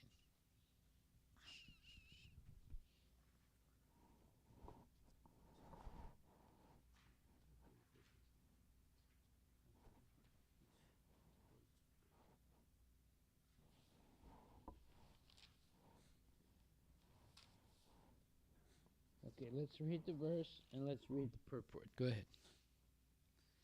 See, if you don't know what the Shastra says, you're going to start using words like maybe, perhaps, what if, let's assume, all the speculative things. Either you know or you don't know. And as Prabhupada says in this lecture, 6th canto, 1st chapter, 39th verse, in a lecture on the 5th of June, 1976, he says, according to Vedic civilization, evidence is Shruti, Vedas. If you say something and if you give evidence, proof from the Vedic literature, then it is perfect. This is what we have to learn. Either you know or you don't know. If you don't know, don't give an answer because you're just going to make a fool of yourself. If you know, then you have to have some Shastra. You have to be Shastric evidence. He says, no such nonsense things, I believe we believe, perhaps, maybe. No, such foolish things are not accepted. Then everyone will say something. There are thousands and millions of people. Everyone will imagine something and say something. Then where is the correct thing? This is not good. Veda Pramanam, the evidence of the Vedas, that will be described in the next verse. Veda Pranito Dharmo. Veda Pranito. What is explained in the Vedas, that is Dharma. You cannot manufacture Dharma. It is mentioned in the Vedas. What is Dharma? What is Adharma? Then it is acceptable. I have several times explained that you cannot make law in your comfortable home. No, law is made by the government, and you have to accept it. You cannot say that I believe this will be law. Who will care for your law? You may believe, you believe at your home, that will not be accepted. The law is given by the government. Keep to the right. That you must follow. You cannot say, I believe left thing or something or that. Similarly, Dharma, it will be explained further. So what is Dharma or religion? Anyway, you get the idea. You have to have the Shastric evidence. Okay, so now let's read this. 13th and 14th. Bhagavad Gita 12.13 and 14. Adveshta sarva bhutanam maitra karuna evacha nirmamo nirankara samadhukka sukakshami santushta samatam yogi yatatam dridha nishchaya mayarpita manobuddhir yomad bhakta same priya. Translation. One who is not envious but is a kind friend to all living entities, who does not think himself a proprietor and is free from false ego, who is equal in both happiness and distress, who is tolerant, always satisfied, self-controlled, and engaged in devotional service with determination, his mind and intelligence is fixed on me. Such a devotee of mine is very dear to me. Purport. Coming again to the point of pure devotional service, the Lord is describing the transcendental qualifications of a pure devotee in these two verses.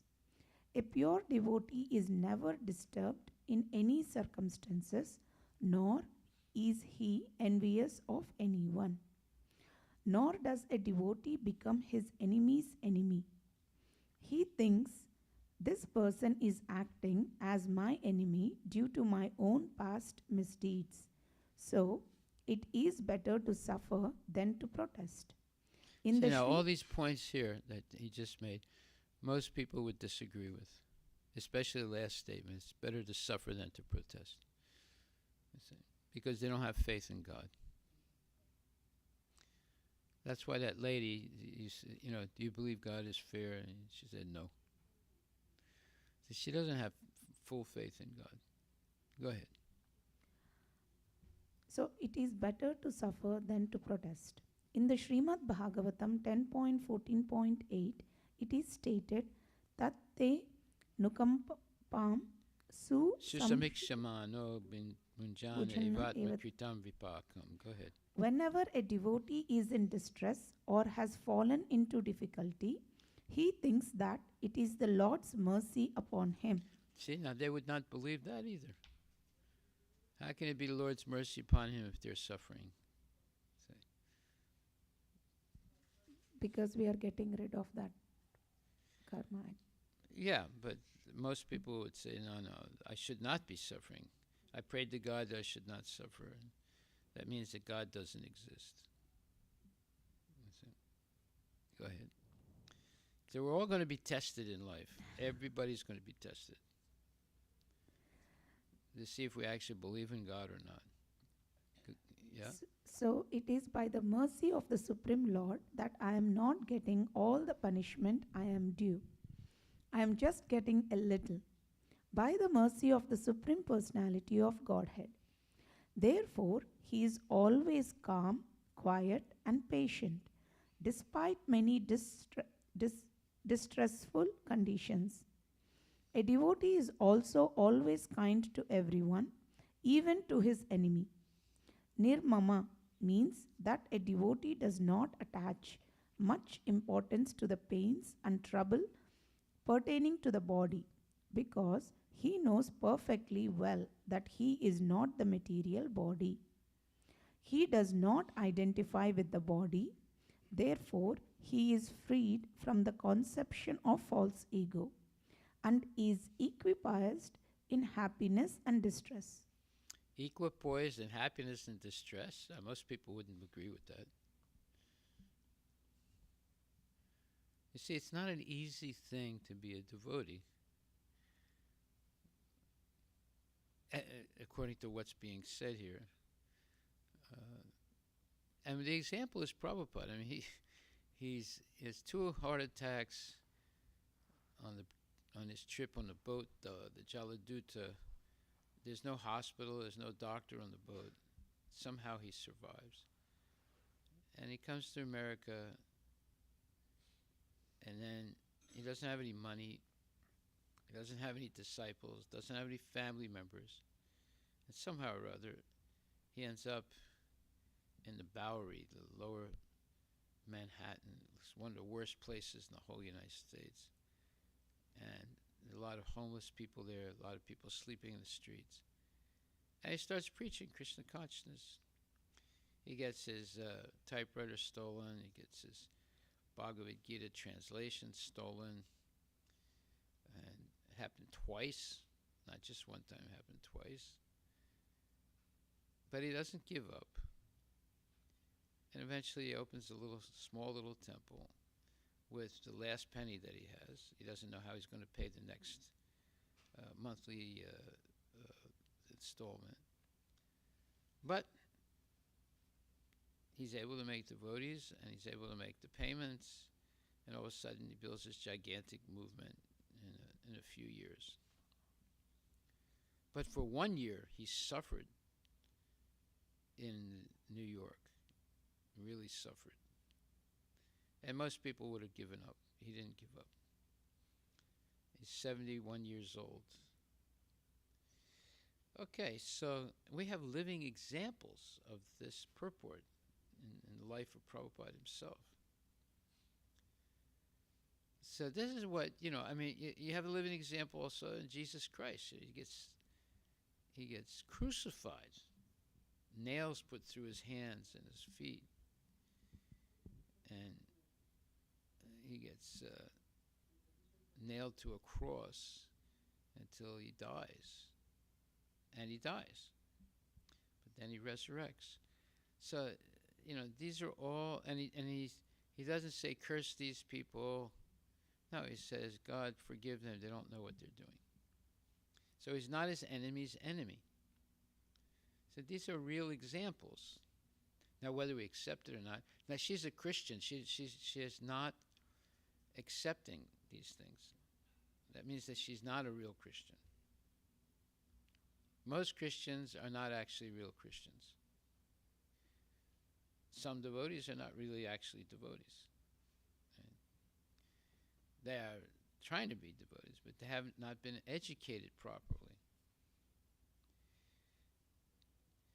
So, anyway, go ahead. Keep reading. He is tolerant. Nirmama means that a devotee does not attach much importance to the pains and trouble pertaining to the body, because he knows perfectly well that he is not the material body. He does not identify with the body, therefore he is freed from the conception of false ego and is equipoised in happiness and distress.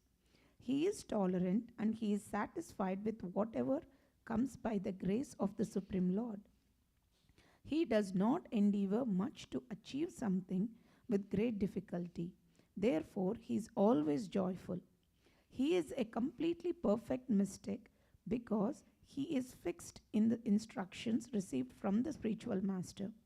And because his senses are controlled, he is determined. He is not swayed by false arguments because no one can lead him, from the fixed determination of devotional service.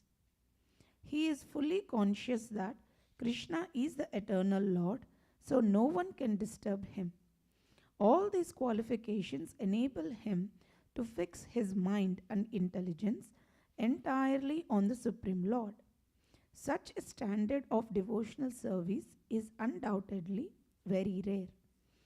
But a devotee becomes situated in that stage by following the regulative principles of devotional service. Furthermore, the Lord says that such a devotee is very dear to him. So you have to follow the regulative principles.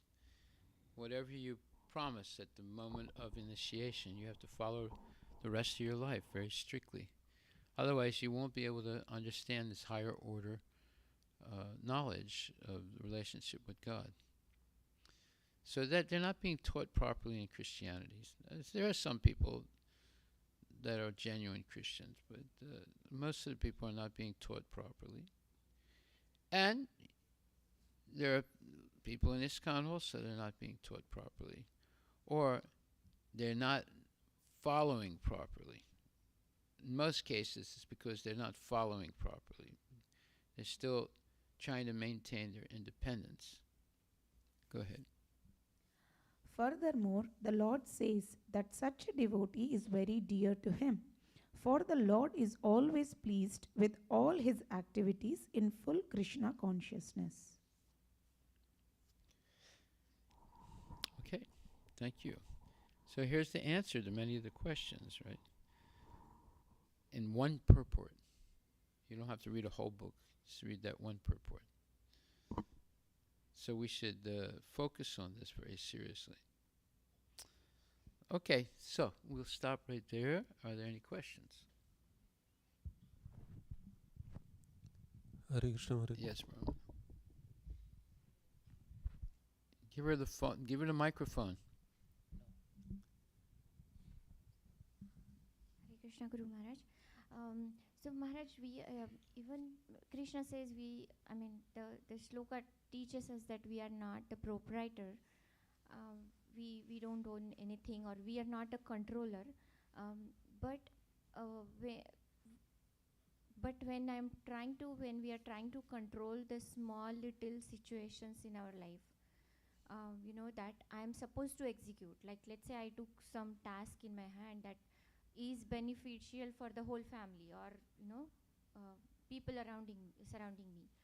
That I took some task in a hand, and if nobody is cooperating, and if I'm trying to control to make it happen, then how is that still correct, or is not correct, or should I still say, oh, anyways, I'm not a controller, let whatever happen, and I don't care of the result. So how do you compare, how do you put that philosophy into the small little work? Yeah, that's a good question.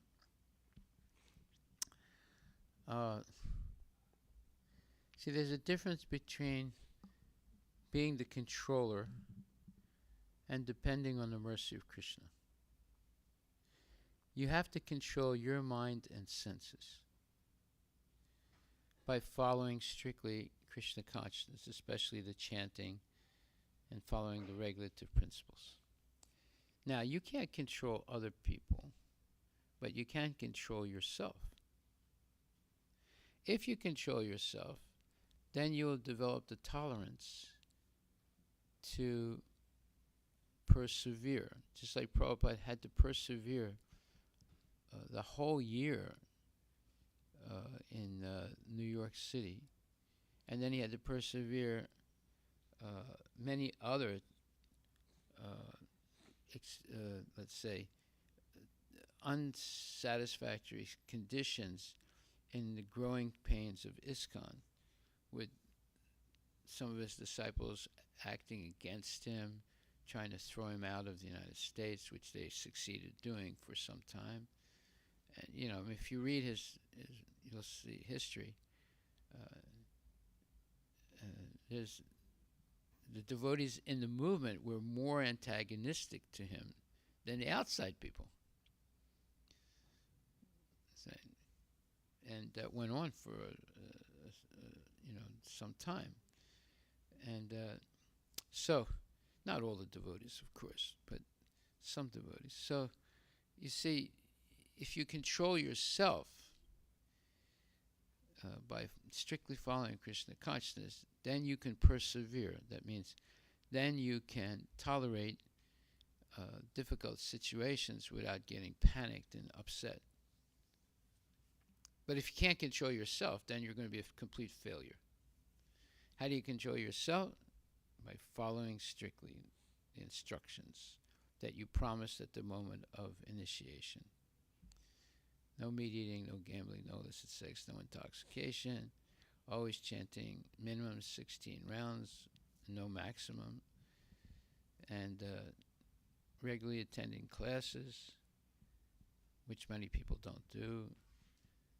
And going on Sankirtan, eating only prasadam, associating cooperatively with other devotees in service. These are all things that you promise to do.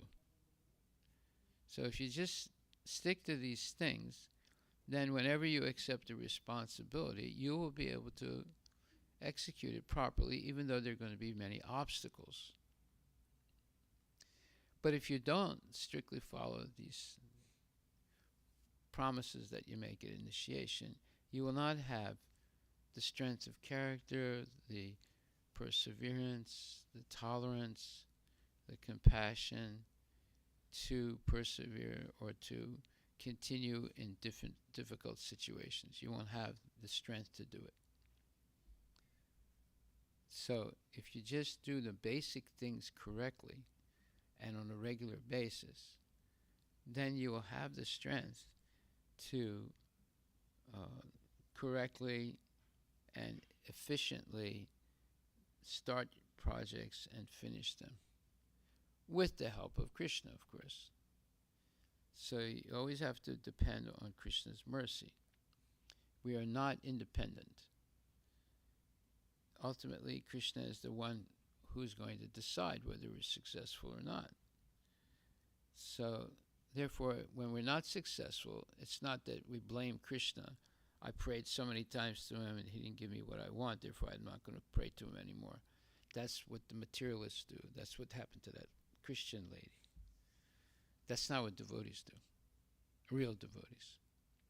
So Prabhupada did not give up, even though he was a failure for such a long time. He was basically a failure in India, and when he came to America, he was a failure for at least a year and a half. But he didn't give up. He never lost his faith in Krishna. And he just followed his guru's instructions. He never doubted his guru's instructions. His godbrothers who came to the West, they all failed because they didn't have the same faith that Prabhupada did in his Guru Maharaj. So they were not able to prevail, but Prabhupada was able to prevail because he had complete faith. Whatever his Guru Maharaj taught him was the truth. These are all things that we have to learn gradually. And this homework that you had is a first step to developing, let's say, the perseverance, the self-control, the dedication, the faith in Prabhupada and Krishna. Okay. So, then your homework for next week is to review these questions that you asked. And some of the answers that you got, which were no, see if you can answer those questions correctly. Or convince not that you're going to try and do it, but in your own mind, come up with convincing explanations to change the other person's opinion. So I gave you an example. This Bhagavad Gita 13 and 14. And then the key to understanding this is in the Srimad Bhagavatam 6.1.39, Los Angeles, June 5th, 1976, lecture Prabhupada gave. He's explaining that you must give evidence from the Vedas. So we just got evidence from the 13th and 14th verse of the 12th chapter of Bhagavad Gita. That's shastric evidence of how to convince people. Okay, so, and if you read this lecture, 6.1.39, Los Angeles, June 5th, 1976, you'll get the absolute adherence to Shastra. Just like the book I wrote, the book I proved that Prabhupada never gave his personal opinion. He only gave Shastric evidence to everything that he said. That is our process. But if you start using words like maybe or perhaps, then that's nonsense. We're not into maybe and perhaps. We're into either you know or you don't know. If you don't know, you don't say maybe. You say, here's the answer in the Shastra. Okay?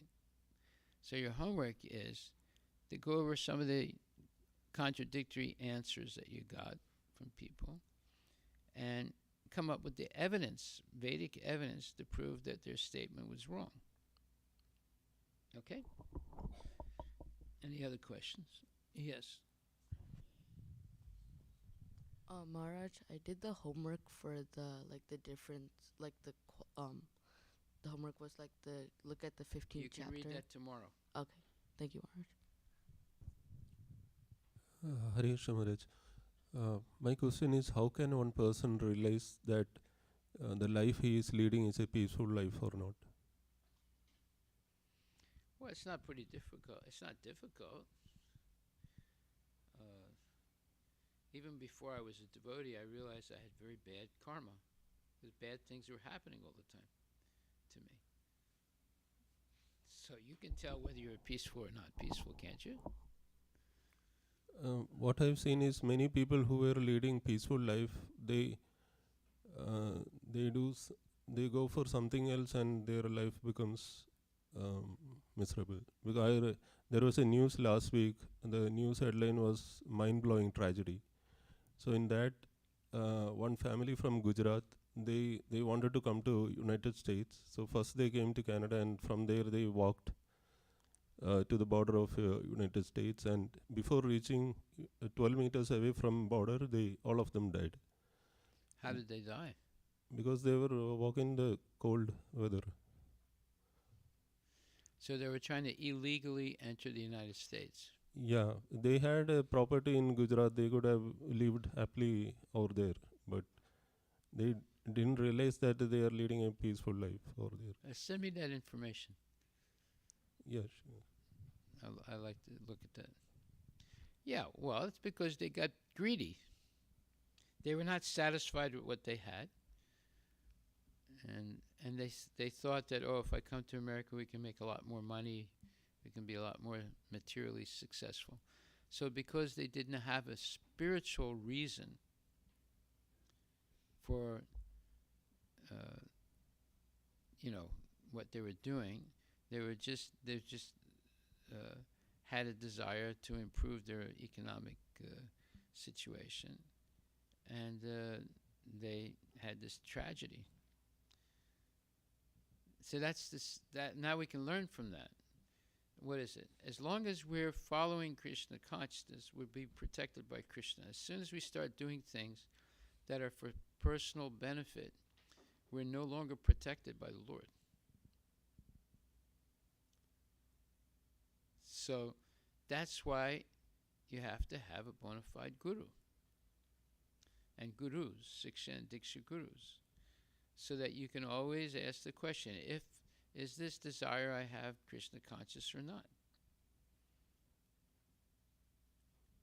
Did these people ask anybody, should we go to Canada legally and then try and sneak across the border?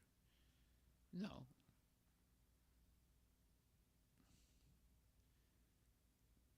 They didn't ask anybody. So you see, that's the problem. They're acting independently of Krishna and Shiksha and Diksha gurus. And what happens?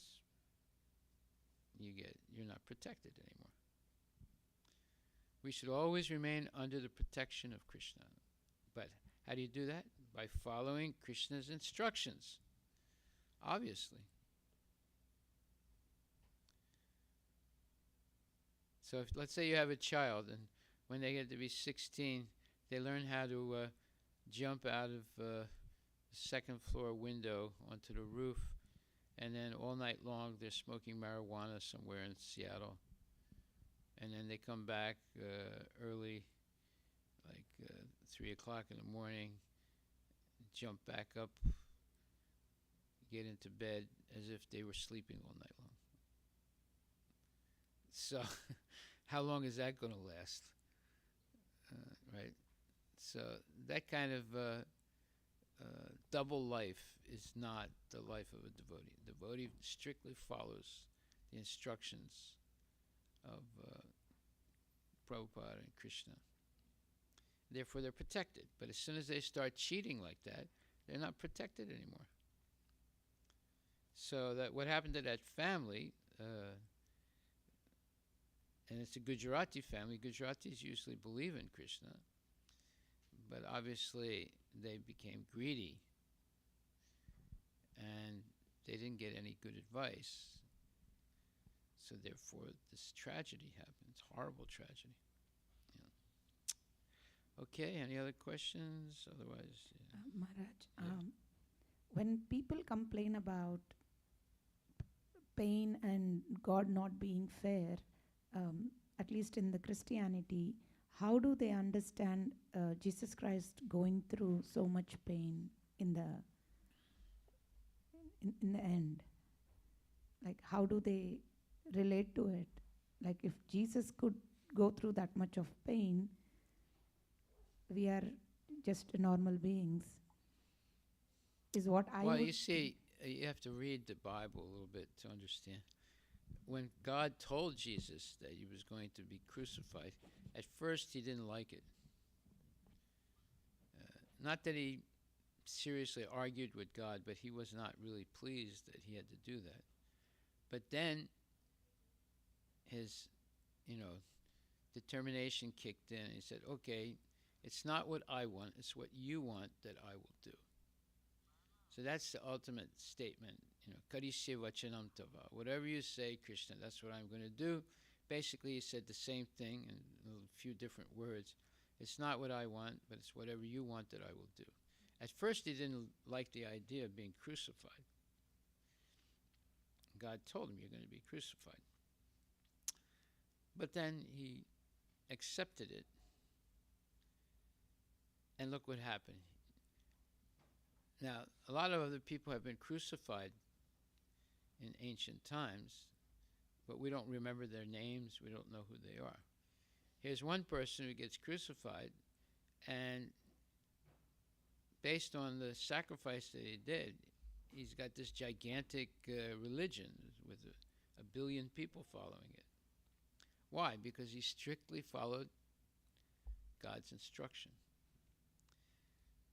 There are a lot of other people that were crucified in ancient times, in the same way that he was, but they had different motives. So everything depends on the motive. What's going on up here? So if our motive is to please Krishna and please Guru and Krishna, then we will be protected. Notice I didn't say we'll be successful. I said we'll be protected. That's the success. Right? You're not going to win all the time. Let's say it's not always going to be a winning proposition all the time. That's why we should never be afraid of failure. We should accept it as God's mercy, whether it's success or failure. But never give up following strictly the rules and regulations. Then look at the Pandavas. 14 years they suffered terribly. 14 years. Look at Lord Ramachandra. He also went through a lot of difficulties. And he's God himself. So we have to learn from these real examples, not just say, well, I wanted this and I prayed sincerely and God didn't give me what I want. I don't believe in God anymore. That's a bunch of nonsense. Okay, we'll stop right there. Thank you very much. All glories to Srila Prabhupada Ki Jai.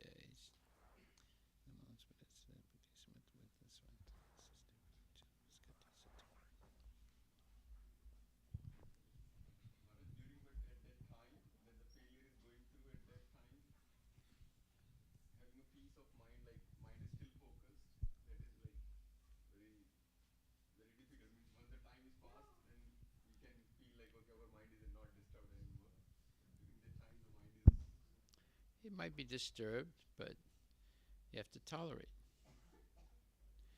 Matra sparsas to Kunte. Look up that verse. 2nd chapter, verse 13. Sitosna sukadukadaha agamapayano nityas tamstatikshasva varata. Go ahead.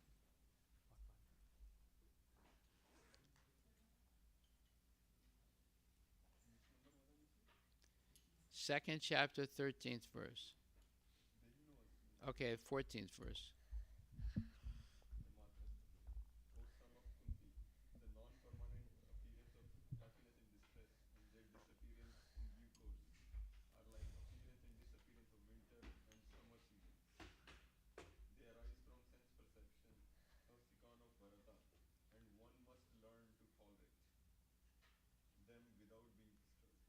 There you are. You have to tolerate without being disturbed. Because they're not going to last forever.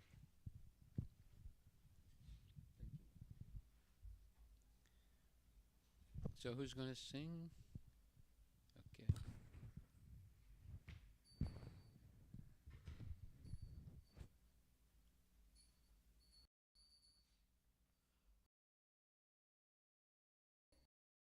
Shri Guru Charana Padma Kevala Bhakati Sadma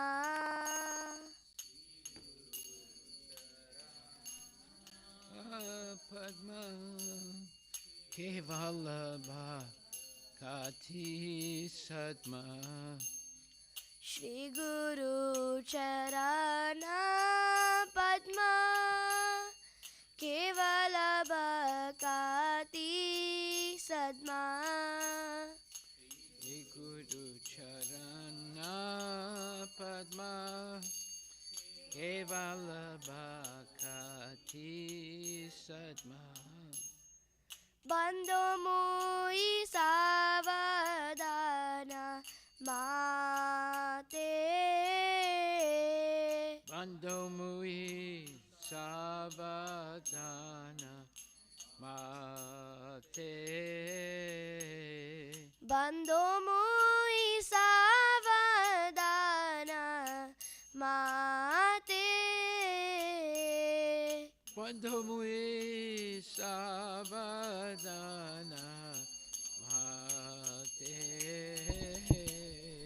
Jahara Prasade Bai E Bhavatoriya Jai Jahara Prasade Bai E Bhavatoriya Jai Krishna Prapti Hoy Jaha Hoyte Krishna Prapti Hoya Hoyte Krishna Prapti Hoy Jaha Hoyte Krishna Prapti Hoya Hoyte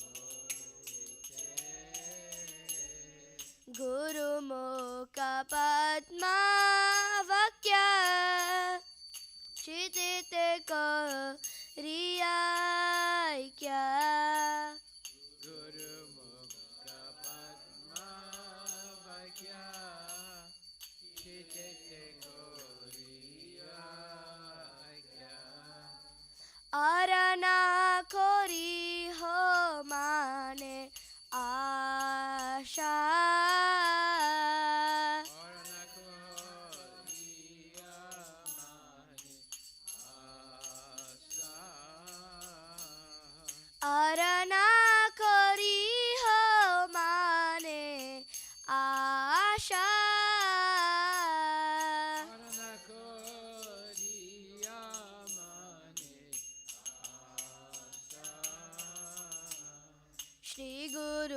चरणे रति ऐसे उत्तम गति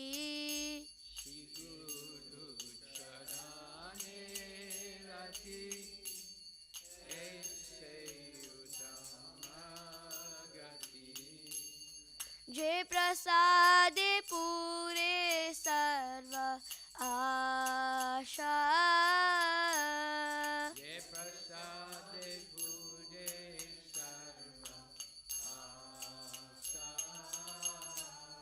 जे प्रसादे पूरे सर्व आशा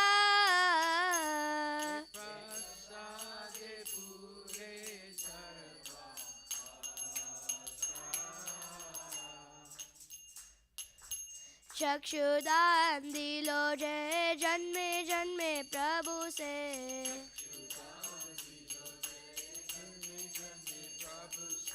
चक्षुदान दिलो जय जन्मे जन्मे प्रभु से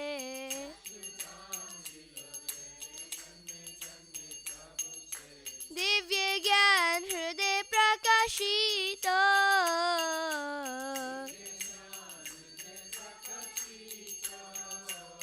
दिव्य ज्ञान हृदय प्रकाशित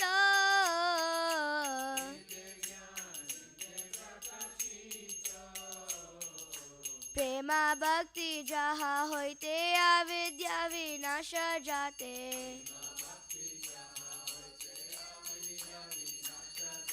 प्रेमा भक्ति जहाँ होते अविद्या विनाश जाते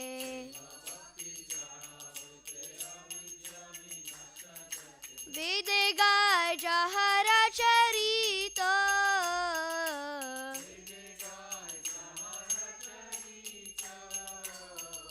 श्री गुरु करुणा सिंधु आदम जनार बंधु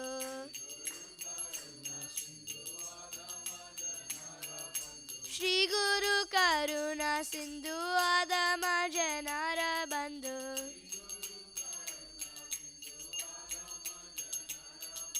लोकेनाथ लोकेरा जीवना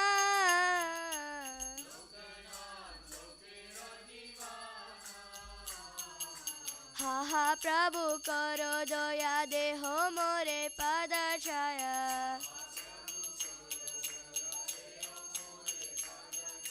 हा हा प्रभु करो दया देहो मोरे पद छाया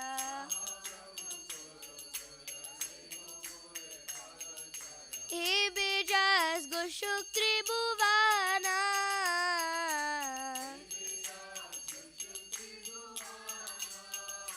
श्रीला प्रभुपाद पतित पावना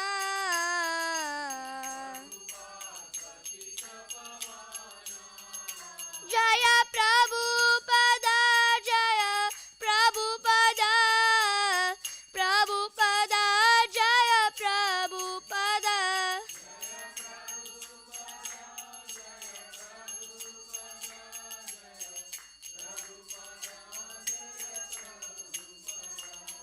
नमः ॐ विष्णुपदाय कृष्णपृष्ठाय भूतले श्रीमते भक्ति वेदांत स्वामिनिति नामिने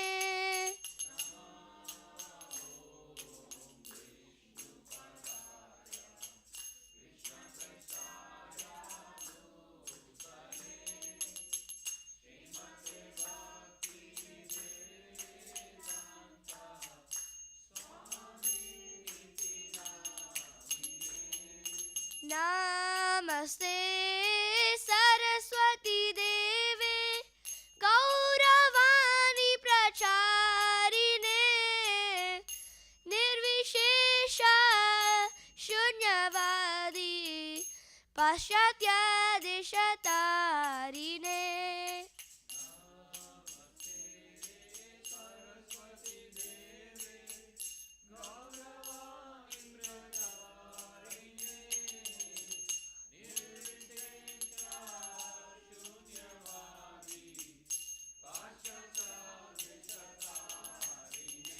Jaya Shri Krishna Chaitanya Prabhu Nityananda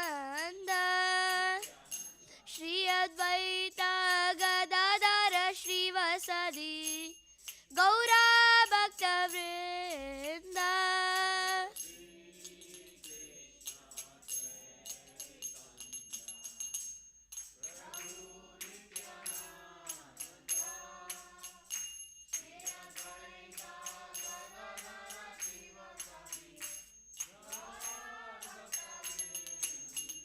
Jaya Shri Krishna Chaitanya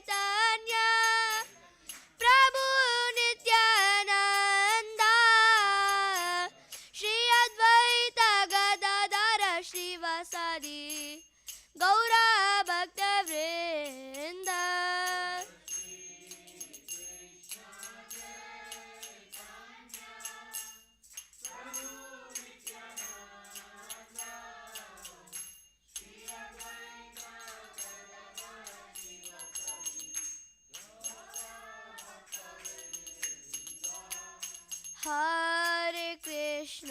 Hare Krishna, Krishna Krishna, Hare Hare, Hare Rama, Rama Rama, Hare Hare.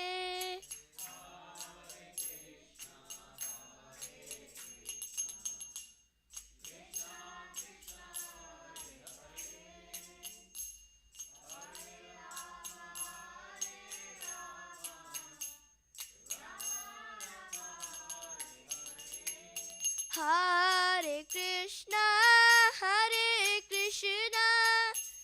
Krishna Krishna, Hare Hare, Hare Rama,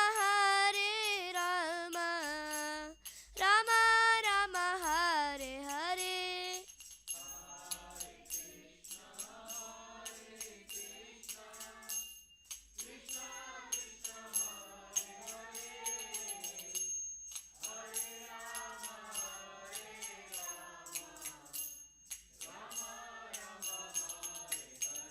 Jaya Prabhupada, Jaya Prabhupada, Jaya Prabhupada, Jaya Prabhupada.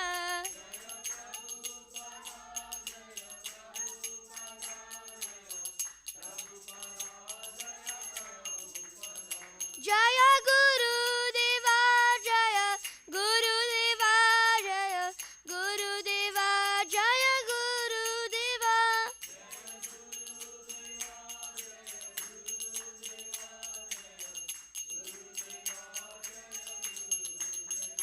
Nitai Gaura Hari Bol, Hari Bol, Hari Bol, Nitai Gaura Hari Bol.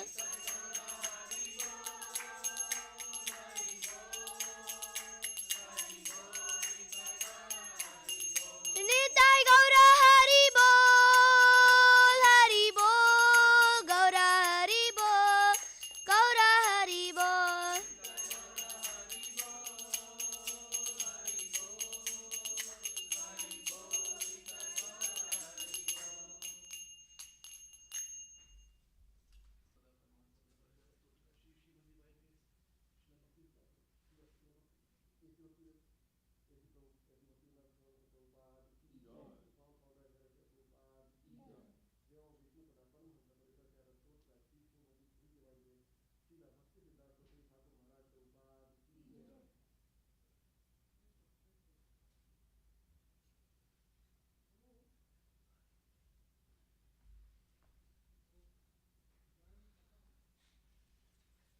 The lotus feet of our spiritual master are the only way by which we can attain pure devotional service. I bow down to his lotus feet with great awe and reverence. By his grace, one can cross the ocean of material suffering and obtain the mercy of Krishna. My only wish is to have my conscience purified by the words emanating from his lotus mouth. Attachment to his lotus feet is a perfection that fulfills all desires. He opens my darkened eyes and fills my heart with transcendental knowledge. He is my Lord birth after birth. From him ecstatic prema emanates, by him ignorance is destroyed. The Vedic scriptures sing of his character. our spiritual master, the ocean of mercy, the friends of poor, the Lord and master devotees. O Master, be merciful unto us. Give us the shade of your lotus feet. Your fame is spread all over the three worlds. We take shelter for your lotus feet. Srila Prabhupada ki jai.